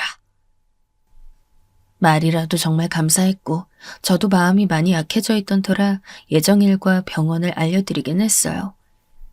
나중에 저는 둘째 아기가 여가인지라 수술을 해야 했는데 아버님이 그때 저에게 전화를 하셨고 우리 엄마랑 연락이 되셨더군요. 수술 날에도 오셨고 병원비며 모든 것들을 아버님이 다 계산하고 가셨어요. 그리고 저는 한창 회복이 잘 안 되어 있다 보니 엄마와 함께 지내면서 애들을 돌보고 있었는데요. 정말 여러모로 상황이 너무 최악이었답니다. 엄마도 형편이 좋지 않았기 때문에 일은 하셔야 하고 저도 그다지 넓지 않은 집에서 생활하면서 남편의 수입도 적금도 많지 않고 아무튼 상황이 어려웠어요. 그렇다 보니 아버님이 집으로 가끔 오셨고 큰애라도 봐주셨죠. 이런 부분들이 참 감사하고 잘 있어보려 했는데 둘째 가졌을 때 당시 스트레스가 너무 심했던 건지 제 건강은 좀처럼 나아지질 않더군요. 남편 잃은 지 얼마 안 되어 임신 확인을 하고 내내 몸과 마음이 괴로운 상태로 출산을 하고 나니 조리를 해도 더 힘들었어요. 이후 추가적으로 다른 병들도 심하지 않은 상태로 발견되었고 하나하나 다 잡아가다 보니 몸이 너무 축나더군요. 엄마도 일을 하셔야 하니 절 봐주실 수도 없고 곤란하던 차에 아버님이 갑작스런 제안을 하셨어요. 예미야, 그러지 말고 애들 돌보기 힘든데 그냥 우리 집으로 들어와 있거라. 아무렴 여기 사람들이 더 많지 않냐. 너 몸 힘든 데다 애들만 여기 보내놓기도 마음 불편할 거고. 내가 집에서 같이 오며 가며 봐줄 테니 여기 들어와 있어라. 그게 낫지 않겠니? 저도 약간 이 동아줄이라도 잡아야 하나 싶으면서도 거의 왕래가 없던 어머니와 도련님을 생각하니 썩 내키지 않았어요. 그래도 어쩌겠어요. 방법이 있다면 그쪽이라도 잡아봐야 하는 수밖에. 엄마도 별 수 없으셨던지 그렇게 해서 어른들 도움이라도 받으라 하셨고 저는 이제 막 100일이 지난 둘째까지 데리고 시댁으로 들어가게 되었어요.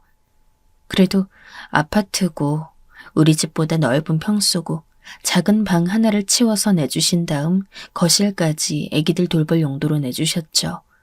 덕분에 그 전에 좁고 좁은 집에서 아기를 키울 때보단 좀 낫더군요.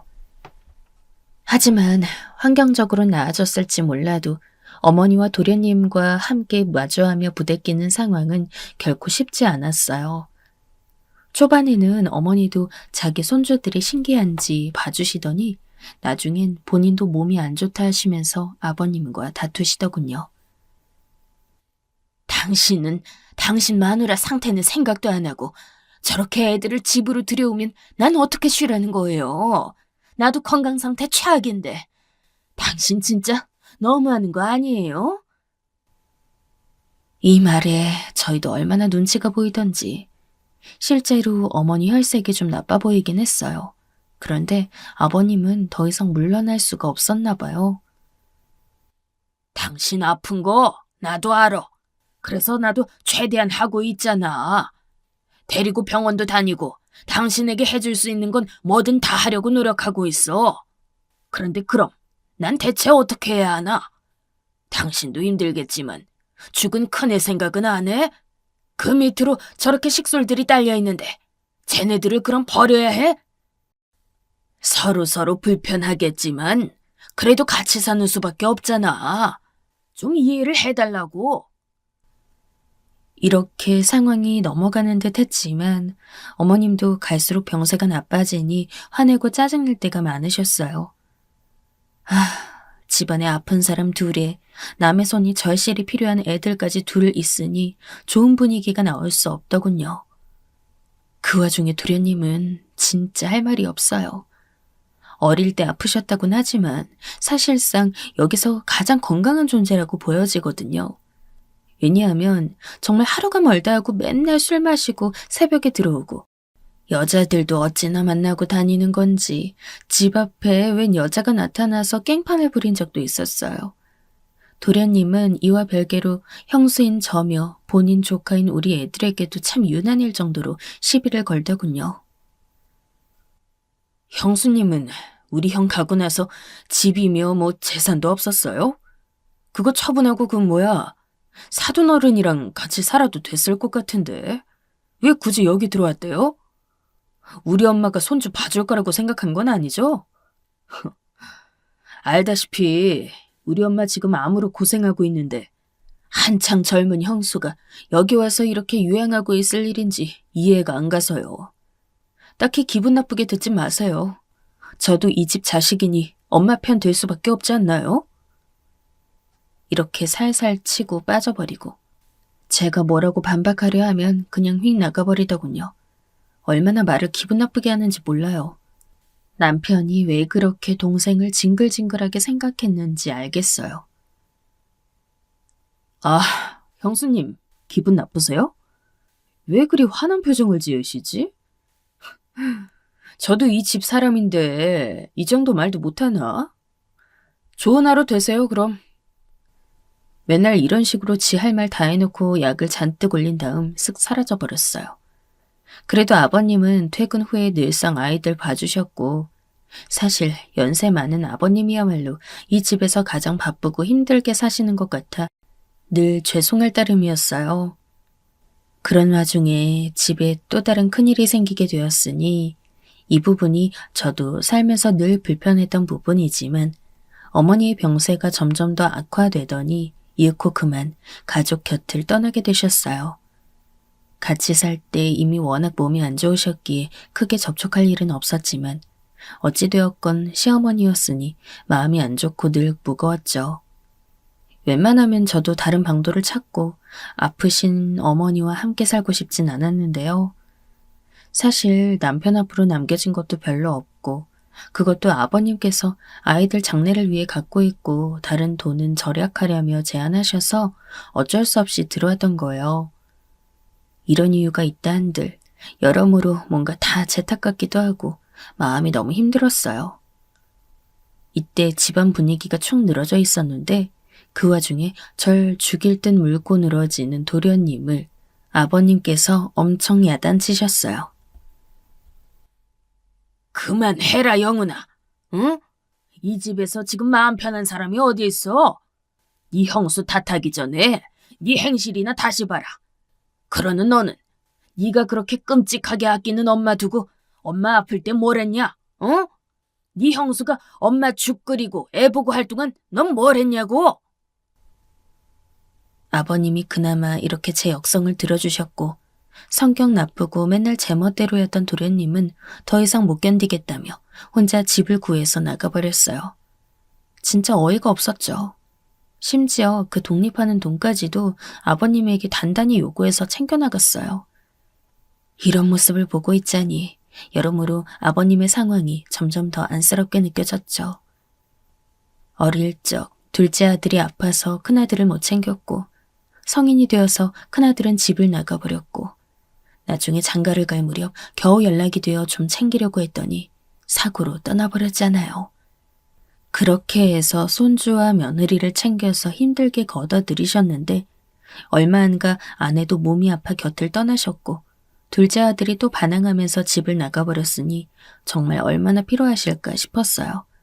저라도 이런 마음을 헤아려야 할 것 같아 아이들이 4살, 2살이 되던 해부터 다시 직장을 나가게 되었어요. 어린이집에 맡기고 중간중간 아이들이 아프고 열이 펄펄 나서 다시 울며 데려오던 때도 있었지만 말이에요. 그때마다 아버님은 저를 외려 더 달래주셔서 더 속상하고 죄송하더군요. 애미야, 너무 무리하지 마라. 너 요즘 잠을 제대로 못 자는 것 같구나. 새벽에 자고 새벽에 일어나서야 되겠니? 주말엔 너도 좀 늦잠도 자고 하려무나. 그러시면서 국을 왕창 끓여두시기도 하고 주말에는 본인이 일찍 일어나서 손주들 데리고 공원도 다녀오시고 이런 부분이 가끔 눈물 나기도 했어요. 제가 친정아빠가 안 계셔서 그런지 가끔 너무 힘든 시기에는 별 생각 다 들더군요. 우리 아빠가 있었으면 저렇게 손주들을 봐주셨을까 이런 마음 말이에요. 그 정도로 아버님은 우리 애들과 저를 배려해 주셨고 가끔 하시는 말씀에 혼자 울컥할 때가 많았어요. 지은이도 보내고 니네 어머니도 보내고 영훈이도 저리 나가버려서 연락도 안 되고 있지만 그래도 요즘 들어 난 다시 사는 맛이 나는구나. 가족들끼리 부대끼며 사는 맛을 제대로 못 봐서 그런지 요 두 녀석들이 나한테 들러붙어 좋아하는 걸 보면 참 마음이 찡해. 내가 아들들을 나란히 못 누려서 그런가 보다. 나는 그저 애미 너한테 너무 고맙고 미안할 따름이다. 아버님의 이런 말을 들을 때마다 너무 감사하고 죄송했고 이렇게 함께 키워주고 돌봐주신 덕분에 큰애가 초등학교 들어갈 무렵까지 겨우겨우 버틸 수 있었어요. 일하는 저 대신 어린이집 학부모 참관 수업도 가주시고 주중에 녹초가 되어 주말에 쓰러진 저를 대신해 애들과 공원에도 가주셨거든요.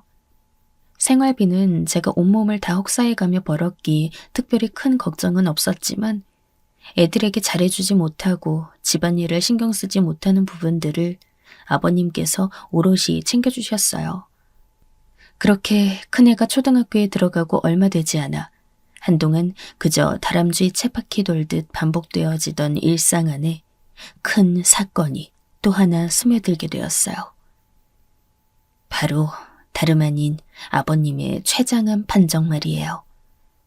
아버님이 소화도 잘 못하시고 여러모로 몸에 불편한 것들이 많아 보이셨는데 계속 병원 진료를 미루셨거든요. 자꾸 별일 없을 거다 하고 미루시는 것을 어느 순간부터 스스로도 불편함을 직감하시는 것 같아 억지로 모시고 갔어요. 그랬는데 세상에 췌장암 판정이라뇨. 게다가 우리가 이 상황을 발견하게 된 것은 상당히 늦은 시기였어요. 아버님도 초반에 많이 충격받으셨지만 갈수록 덤덤한 모습으로 말씀하시는데 그게 더 마음이 아팠죠. 영훈이 이 녀석, 제 아빠 아픈 건 알고 있으려나? 자식이라곤 지아 하나밖에 없는데 어쩜 그렇게 연락을 안 하냐? 보다 안 되겠다 싶어 제가 도련님께 연락을 했는데 그때 도련님의 반응은 차라리 거짓말이었으면 좋겠다 싶을 정도의 어이없는 대답이었어요. 아버지요? 아버지가 췌장암이요? 언제부터요? 진짜 어떡해. 이렇게 놀라길래 뒤늦게라도 알려드리길 잘했다고 생각하고 있었는데요. 이 뒤의 반응에 전 너무 기가 막혀 화가 났어요. 형수님, 대체 형수님 뭐 하신 거예요? 우리 아빠가 무슨 형수님이 부려먹는 노예도 아니고 나이 많은 노인네를 그렇게 바쁘게 굴려가면서 혹사시키면 어떡하냐고요. 아빠가 맨날 애들 뒤치다꺼리나 하다가 저 모양 된 거 아니에요? 형수님이 책임질 거예요? 진짜 성질나네 정말. 시동생의 이런 말을 듣고 뒤집어지지 않을 사람이 있을까요? 저는 어찌 반응해야 할지 몰라 부글거리는 속을 안고 참고 있었는데요. 도저히 안 되겠어서 한마디 했는데 싸움이 커졌어요. 도련님, 어쩜 말씀을 그렇게 하세요? 도련님이야말로 아버님이 저희랑 지내는 수년 내내 집에 들르신 적이라도 있으세요? 아버님 생신이며 명절이며 이런 것들 다 어찌하셨어요? 이것도 아버님께서 알려드리라고 해서 제가 전화드린 거예요. 안부 전화는커녕 차단까지 해두셨다면서요. 어떻게 그러실 수가 있어요? 이랬더니 돌아오는 말이 너무 가관인 게 눈앞에 있었다면 진짜 험악하게 싸웠겠더라고요. 와, 형수님. 지금 제 탓이라도 하고 싶은 거예요? 대단하시네요. 아주 박수라도 쳐드려야겠어요. 저랑 아빠 관계에 형수님이 뭔데 간섭질이에요? 그 집에 사시니까 뭐 우리 엄마 대신 안주인이라도 된 줄 아세요? 내가 우리 아빠랑 연락을 하건 말건 뭔 상관이냐고 진짜. 급기야 마지막에 저에게 반말을 해가면서 고래고래 소리 지르는데 이거 진짜 안 되겠다 싶어서 전화를 끊었어요. 아버님께도 그냥 여부를 알려드렸다고만 하고 더 이상은 자세히 말 못하겠더군요. 저도 너무 화가 나서 참을 수 없었고 이후로 상황을 어떻게 풀어가야 할지도 몰랐고요. 그런 와중에 아버님은 병세가 더 악화되었고 도저히 안 될 것 같아 정말 어쩔 수 없이 도련님을 호출하게 되었는데요. 온갖 죽을 상 인상을 쓰면서 찾아왔더군요. 그렇게 모여있는 우리를 두고 아버님은 우리에게 아주 불편한 얼굴로 말씀하셨는데 이 얘기가 나중에 아버님 임종 후 큰 싸움으로 벌어질 줄 전 상상도 못했어요. 이 영훈이 왔구나. 애비가 지금 이래서... 그래, 잠깐만. 이러면서 힘들게 숨을 고르며 말씀하셨어요. 현재 살고 있는 아파트가 전 재산이시니 이걸 처분해 도련님에게 반을, 그리고 저와 아이들에게 반, 이렇게 나눠서 처분하라고요. 이 말씀을 하고 계시는 와중에도 도련님은 표정이 안 좋았죠. 저는 단순히 자기 아버지가 저렇게 아프니 속상해서 그런 줄 알았는데 몇 번이나 그렇게 싫은 일을 당해놓고도 너무 순진했던 걸까요? 나중에 가서 도련님의 태도는 아주 험악해지더군요. 바로 아버님의 장례를 힘겹게 마친 이후 잽싸게 도련님은 저에게 얼굴을 아주 가까이 맞닥뜨리더니 무서울 정도로 강조해서 말을 하는 거예요. 저기 형수님, 그건 편히 사셨으면 됐지. 더 이상 우리 집에서 재미 볼 생각 안 하시는 게 좋을 거예요. 이거 무슨 말인지 아시죠? 전 무섭기도 했지만 무슨 말인지 잘 못 알아들었고 가뜩이나 상황도 복잡하고 심란한데 왜 이러나 싶었어요. 도련님은 정말 이상한 게 이런 상황을 눈치챈 친정엄마가 오셔서 왜 그러냐는데도 자기 할 말만 하더군요. 뭘 모르는 척하고 계세요? 우리 아빠 아파트 말이에요. 여태껏 형에게 기대서 몇 년 살았으면 됐지. 설마 진짜 아빠 말대로 그거 판 걸 반반 나눠 가지려는 건 아니죠? 솔직히 예의상 제가 조카들 생각해서 몇백 챙겨드리긴 할 건데요. 반반 같은 얘기는 진짜 꿈도 꾸지 마세요. 네? 목 뒤부터 소름이 쫙 오르는 게 느껴지더라고요. 눈이 완전히 뒤집어져서는 넉나간 사람처럼 저렇게 중얼거리는데 정말 아예 모르는 그 어떤 타인보다도 무섭게 느껴졌어요. 엄마는 본인이 옆에 있는데도 이런 식으로 말하는 도련님을 보며 얼른 그 집에서 나오라고 성하셨고요. 내가 그동안 사돈어른 은혜에 감사하며 지내긴 했다만 네 시동생은 대체? 아니, 죽은 형이 살고 있는 집에 그것도 본인 아버지가 불려서 간 걸 갖고 저렇게 서슬이 퍼렇게 협박을 해대냐? 아, 됐어. 그냥 집으로 들어와라. 코딱지만한 집이지만 그렇다고 너가 저렇게 끌려다니고 욕먹는 거 더는 못 봐. 결국 우리는 쫓겨나듯 짐을 정리해서 나왔고 나오는 날조차도 도련님은 집에 들어와서 감시를 하고 있지 뭐예요. 이후로 집을 팔았는지 안 팔았는지도 솔직히 모르겠어요. 우리는 그 이후 완전히 도련님과의 연락을 끊어버렸거든요. 사실 아버님이 도련님과 저를 나란히 부르기 며칠 전 긴밀하게 남기셨던 말씀이 있었어요. 아들 성격을 평소 무척 부담스러워 하셨고 그나마 저랑 같이 지낸 시간이 많으셔서 그런지 따로 편지 같은 걸 적어두셨다고 하더군요. 그런데 이때 갑자기 좀 당황스러운 말씀을 하셔서 새삼 왜 이러시나 싶었어요. 애미야, 편지는 지금 보지 말고 나중에 봐라. 언제쯤이려나? 아, 그래. 한 10년 뒤쯤 봤으면 좋겠구나. 지금은 그냥 놔두거라. 아버님이 힘들게 꺼내어 주신 편지는 마트 상품권 봉투 안에 들어있었는데 웬일인지 당장은 보지 말고 나중에 보라고 하시더군요. 그래서인지 저도 이걸 받아들고 별 생각이 많았었어요. 대체 무슨 내용의 편지이기에 보지 말라고 하시는 걸까 말이에요.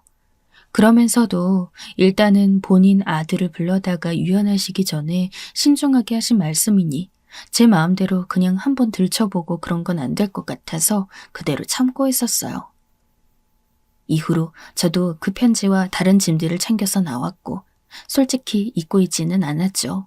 내용이 너무 궁금하긴 했고요. 아무리 생각해봐도 이 복잡한 가정사에 대한 내용이 아닐까 싶더군요. 엄마에게도 한 번쯤 상의를 했더니 엄마 역시 저랑 비슷하게 생각하시는 것 같았어요.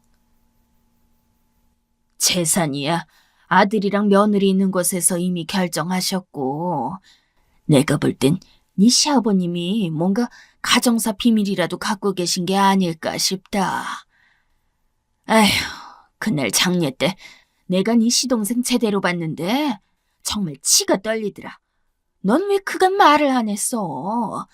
웬만한 시누이들도 그만큼 시누짓은 안 하겠다. 어떻게 자기 죽은 형 부인한테 얼굴을 그렇게 맞대가면서 어른인 내가 뒤에 있는데도 마다 않고 무섭게 말을 해대는 거냐? 김서방 생각하면 이런 말 해선 안 되지만 진짜 말종 같더라. 심지어 김서방이랑 얼굴도 별로 안 닮은 것 같고 내가 볼 땐 뭔가가 있는 것 같아. 저도 처음엔 희끄무레하게 하고 있던 생각이었지만 엄마가 막상 이렇게까지 거의 확신 있는 쪽으로 밀어붙이고 계시니까 진짜 그런가 싶기도 했어요. 그런데 저는 정말 진심으로 지쳐 있었기에 가정사니 뭐니 아버님의 편지 내용에 대해 크게 궁금함이 느껴지지는 않았어요. 연달아 한 집안의 장례만 3번을 치렀는데 그게 10년 안팎으로 일어난 일이다 보니 진짜 짐 빠지고 피로하게 느껴지더군요. 당장 내 앞에 있는 아들 녀석 둘 챙기는 것도 힘들어 죽겠는데 말이죠. 이후로 엄마는 그간 못 거뒀던 손주들이 들어왔으니 한층 더 바빠지셨고 저는 기존에 하던 일들을 여전히 유지해 나가면서 더더욱 정신이 없었어요. 게다가 한 번은 집에 불이 난 적이 있었는데요. 그나마 불행 중 다행이라면 다행이라고 할 수 있을까요? 그때 애들만 둘이 있는 줄 알고 전 기겁을 해서 뛰어갔는데 엄마도 계셨던 거예요. 당시 같은 동네 애기 엄마가 저에게 전화를 해줘서 알게 되었고요. 도윤이 엄마, 얼른 가봐. 친정엄마 집에 계시나? 아무튼 내가 볼 때 자기네 집이 아니라 그 앞집에서 불이 크게 난 것 같아. 집을 향해 택시를 타고 거의 날아가듯 가는 순간 속으로 얼마나 서러움이 밀려오고 공포감이 엄습하던지 대체 내 인생은 왜 이렇게 엉망인 건지 눈물만 흘렸어요. 이 정도로 굴곡이 심한 삶이라면 인간적으로 어느 한순간 정도는 숨 쉴 틈을 줘야 하는 거 아닐까요? 눈물 콧물을 다 쏟으며 달려갔더니 그나마 다행히도 모든 상황은 정리가 되어 있었고 엄마가 애들을 챙겨서 밖에 나와 계셨어요. 애들이 머리가 아프다고 울어대기도 하고 집이 무섭다고 하는 바람에 그걸 달래느라 한 2, 3일 정도 근처에 아주 작은 관광호텔 신세를 지기도 했었고요.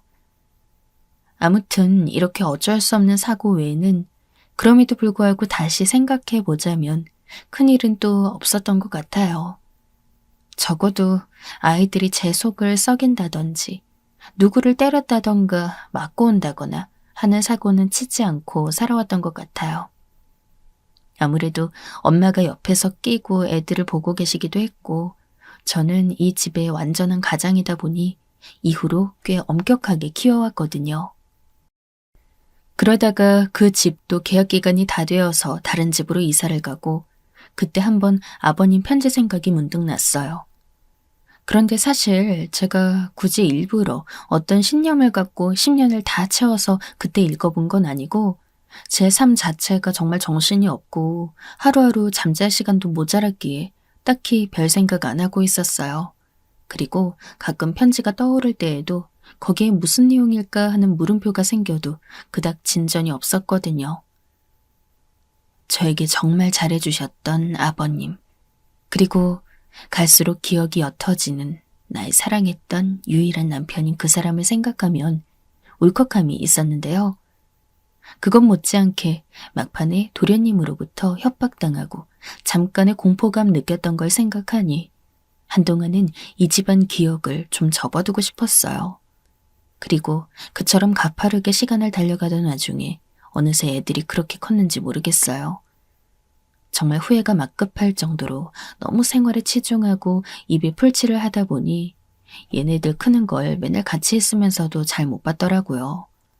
그러다 큰아들 도윤이가 곧 있으면 대학에 들어가게 될 상황이었기에 시기에 맞춰 나름 고3 엄마답게 여러 가지 준비를 하고 있었답니다. 그 좁은 집에서 방을 하나 비워주고 싶은 마음에 좁디 좁은 베란다 쪽으로 짐을 비우려고 여러 가지 정리를 하고 있었어요. 그런데 문득 시기를 살짝 넘겨버린 채 그 자리에 있는 아버님의 편지를 보게 된 거예요. 너무 오랜만에 본 거라 저도 살짝 기억이 애매했고 저게 무슨 상품권이었더라 싶더군요. 그런 생각으로 봉투를 열어보니 종이 한 장이 두세 번 접혀서 들어있었고 그걸 펼쳐보는 순간 아, 이게 아버님 편지였구나 싶었어요. 첫 줄부터 저를 부르는 말씀에 생각이 많아지려던 찰나 대체 무슨 말씀을 하고 싶으셨기에 그렇게 꽁꽁 묻어주셨던 건가 싶더군요. 그런데 이후로 이어지는 편지 내용은 이전에 저와 엄마가 전혀 생각지도 상상도 못했던 내용이었어요. 어쩌면 제가 하도 도련님에게 당했던지라 정말 진짜 친아들이긴 할까? 어디서 데려오신 게 아닐까? 했던 그런 가족관계의 진실 같은 얘기도 아니었고요. 이건 다시 떠올려봐도 그 당시 제가 어지간히 도련님으로 인해 힘들었고 친정엄마조차 벼르고 있던지라 우리의 생각이 너무 오버였던 것 같기도 해요. 아무튼 그 안에 들어있는 내용은 전혀 생뚱맞은 갑작스런 돈 얘기가 적혀 있었어요. 그것도 그 얼마 안 되는 몇 줄 안에 말이에요. 애미야, 도윤이랑 명윤이 낳고 키우느라 고생이 많았구나. 할애비가 되어서 어떻게든 손주들 대학 갈 때 도움을 주고 싶었다. 영훈이를 생각하니 너에게 참 부끄러운 얘기지만 신뢰가 가지 않는구나. 할애비로서 경제적으로 보탬이 되고 싶어 다른 곳에 부탁을 해두었다. 이쪽으로 연락을 해서 만나보거라. 아버님의 편지 안에는 정말 저렇게 적혀 있었어요. 그러면서 김영필이라는 이름과 함께 연락처와 주소를 적어두셨더군요. 아버님의 친한 친구라 쓰시고 그 옆에 저렇게 적어두신 건데 얼마나 얼떨떨하고 실감이 안 나던지 한참을 붙들고 있었어요. 나중에 엄마에게 이 얘기를 했더니 엄마도 무척 황당해했고요. 그러다 말미에는 그럼 한번 연락이라도 해보라고 하시는 거예요. 어쨌든 네 시아버님이 그렇게 하라고 한 거잖아. 에휴, 보니까 자기 아들이 못마땅하긴 했나 보다. 아마 그 아파트도 당연히 너 안 줄 거라고 생각하신 것 같네. 그리고 네 시동생 성격을 봐라. 그 안에 네가 뭐라도 네 아버님한테 받아 챙기는 것 같았으면 가만히 있었겠어? 아주 난리부르스를 치며 쫓아다녔겠지. 일단은 아버님이 좋은 마음으로 자기 손주들 보살피고 싶어서 챙겨둔 거 아니야. 그러니 연락이라도 해봐. 엄마 얘기를 듣고 나니 저도 좀 그런 것 같기도 하고 이러나 저러나 연락이라도 한번 드려보는 게 맞지 않을까 싶어 전화를 한번 걸어보았어요. 그랬는데 연락이 안 되더군요. 없는 번호라고 나오길래 그냥 말았는데 엄마는 계속 권유를 하시더군요.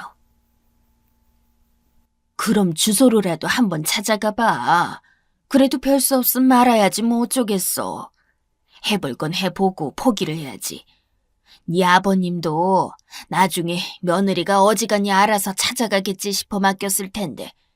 그냥 그렇게 아무것도 안 하고 있으면 안 되지. 도윤이 명윤이 생각해서 한번 가보기라도 해봐, 응? 이때 저는 일도 많고 아들 대학 입학 준비 때문에 등록금이며 신경 쓸 게 많다 보니 주말에도 일을 하고 있었어요. 그래서 그냥 안 가고 말려고 하는데 하도 엄마가 재촉을 하시더군요. 결국 토요일 반나절 일을 빼고서는 주소대로 찾아서 다녀오게 되었는데요. 세상에. 아버님 친구분이라고 하셨던 김영필 씨는 그 자리에 안 계신 거예요. 그런데 일단 그분 가족분이 계시긴 하더군요. 할머님 한 분만 그 집에 살고 계셨어요. 저는 이런 사정을 모르니 당연히 친구분이 계실 줄 알고 아버님의 편지를 들고 갔었는데요. 대강 사정을 말했더니 다행히도 할머님께서 아른 체를 하시더라고요. 덕종 씨? 그러니까 시아버님이 김덕종 씨죠? 거기 며느리고. 아휴, 오긴 오는구나.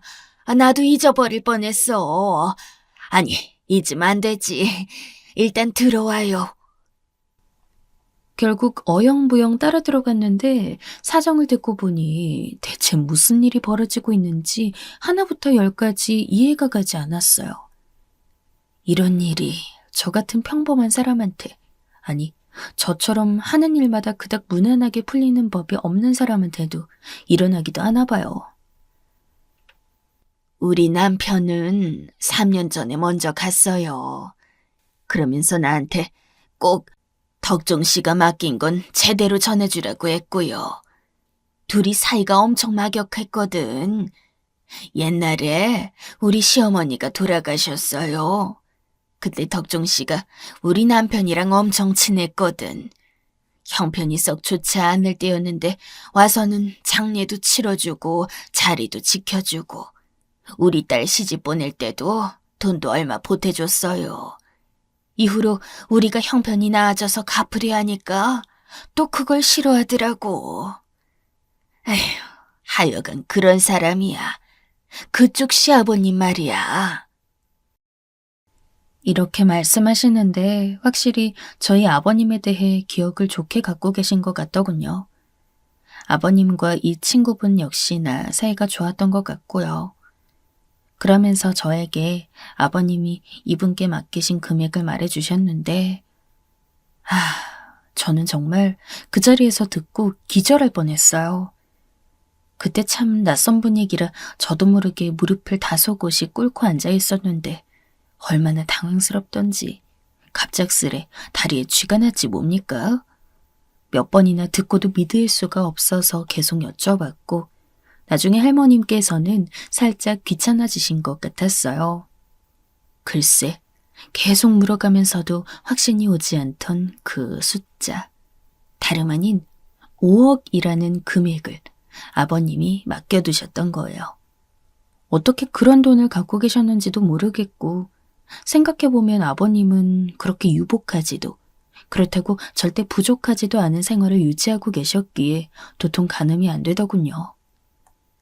우리 애들이 둘이라고 하고 나이 차도 얼마 안 는다지만 등록금으로 쓰기엔 정말 터무니없이 많은 돈이었어요. 아버님은 아무래도 손주들의 이후의 삶을 생각해서 두신 것이 아닌가 싶었는데 그 얘기를 친구분께 하셨다더군요. 나도 오래돼서 이제 기억이 잘 안 나는데 하여간 덕종 씨 자체는 참 좋은 사람인데 자식 복이 별로 없더라고. 그 집 큰아들 지훈이를 우리가 얼마나 예뻐했는데 영훈이는 아팠고 말이야. 맞죠? 에휴, 애기 엄만 기억할지 모르겠는데 우리는 지훈이 장례도 갔었어요. 우리 남편이 그때 얼마나 가슴 아파했는지 몰라. 나중에 연락해보니까 며느리랑 손주 거둬서 키우고 있다 하더라고. 얼마나 안쓰럽던지 말이야. 그러면서 계속 말씀하시는데 갈수록 가슴이 먹먹해지더라고요. 우리도 덕종 씨한테 도움받은 것도 많고 어릴 때 그 집이랑 우리 집이랑 애들끼리 놀러가기도 했었어. 그런데 덕종 씨는 애들이 클수록 점점 곤욕을 앓는 데다가 자식 얘기만 나오면 힘들어했거든. 나중에 아들이 그리 되었는데도 우리가 도와줄 수 있는 것도 없고 얼마나 갑갑했는지 몰라. 그런데 그러다가 덕종 씨가 갈 때쯤 돼서 우리한테 이런 부탁을 한 거예요. 생전 남한테 부탁 같은 거 안 하는 사람이 말이야. 그러니 잘 맡아줘야 했지. 에휴, 그럼. 게다가 상황이 얼마나 안 됐어. 애비 없이 남은 손주들 앞날을 지켜주고 싶어서 그런다는데. 전 언제부터인지도 기억이 안 날 만큼 말할 수 없는 깊은 탄식과 눈물이 줄줄 흘러나오고 있었던 것 같아요. 아버님은 우리 애들의 대학 등록금이라던가 애들이 앞으로 살아갈 얼마간이라도 도움이 되고 싶어 그런 목돈을 맡겨두셨던 거예요. 믿을 만한 친구에게 말이죠. 가급적 자식에게 맡겨둔다든지 아니면 일찍이 해주고 떠나고 싶으셨을 수도 있을 텐데요. 도무지 그럴 수가 없는 본인 아들과의 관계 때문에 얼마나 마음이 불편하셨을까요? 그러면서도 끝끝내 손주들까지 저렇게 신경을 쓰고 가셨던 걸 생각하니 숨을 거두는 순간까지 계속 걱정만 하시며 눈을 감으셨을 것 같았어요. 저도 애들 키워내면서 별일들 다 겪다 보니 밖에서 무슨 일만 있어도 일하던 중 애들과 관련된 연락만 받아도 가슴이 덜컹거리는 시간들을 경험해왔어요. 내가 얘들을 두고 사고라도 나서 먼저 눈 감으면 절대 안 된다는 생각을 하며 날마다 전쟁터로 달려나갔던 날들을 떠올리니 죽는 날까지 핏줄 걱정을 하셨던 아버님의 마음이 어떤지 감히 조금은 알 것 같기도 했어요. 한편으로는 금액이 너무 많은 것 같아서 고민이 되었는데 할머님은 이제 자기가 신경 쓸 일이 아니니 본래 아버님 뜻대로 전액을 가져가라 하시더군요. 결국 그리하여 실감이 안 나는 상태로 그 금액을 받게 되었고 그렇게 된 게 아직 몇 달 지나지 않았어요. 아직도 단 한 푼도 10원도 이체해보지 않은 채 그대로 통장에 갖고 있으며 당분간은 그냥 이 상태를 유지할 것 같아요. 아무리 어렵게 살아왔다지만 애들 등록금이라든지 당장 어찌어찌 헤쳐나갈 수 있는 돈들은 그럭저럭 맞고 보충해가면서 살아왔으니까요. 너무 막막하게만 살아왔던 인생이지만 이제 애들도 나름대로 컸고 경제적으로 찢어지게 곤란할 정도로 힘든 삶까지는 아니에요. 그러니 아버님께서 이렇게 남기신 금액을 덜컥 받는 것이 새삼 죄스럽기도 하고 마음이 참 어렵기도 하네요. 이미 도련님과 연락 두절이 된 지 수년이 지났지만 왠지 모르게 나중에 어떻게든 알아내서 찾아오면 어쩌나 겁이 나기도 하고요. 아버님 뜻대로 행하는 쪽에 저도 마음을 두고 있기는 하지만 고민을 안 할 수가 없는 요즘입니다. 사연을 여기까지 들어주신 분들께 여쭙고 싶은데요. 만약 저 같은 경우에 이 돈을 가지고 어떻게 하실 것 같나요? 저의 이런저런 사정들을 고려했을 때 말이에요. 그냥 덜컥 쓴다는 것이 생각보다 그리 쉽게 내키지가 않고 엄두가 안 나서 판단이 잘 서지 않습니다.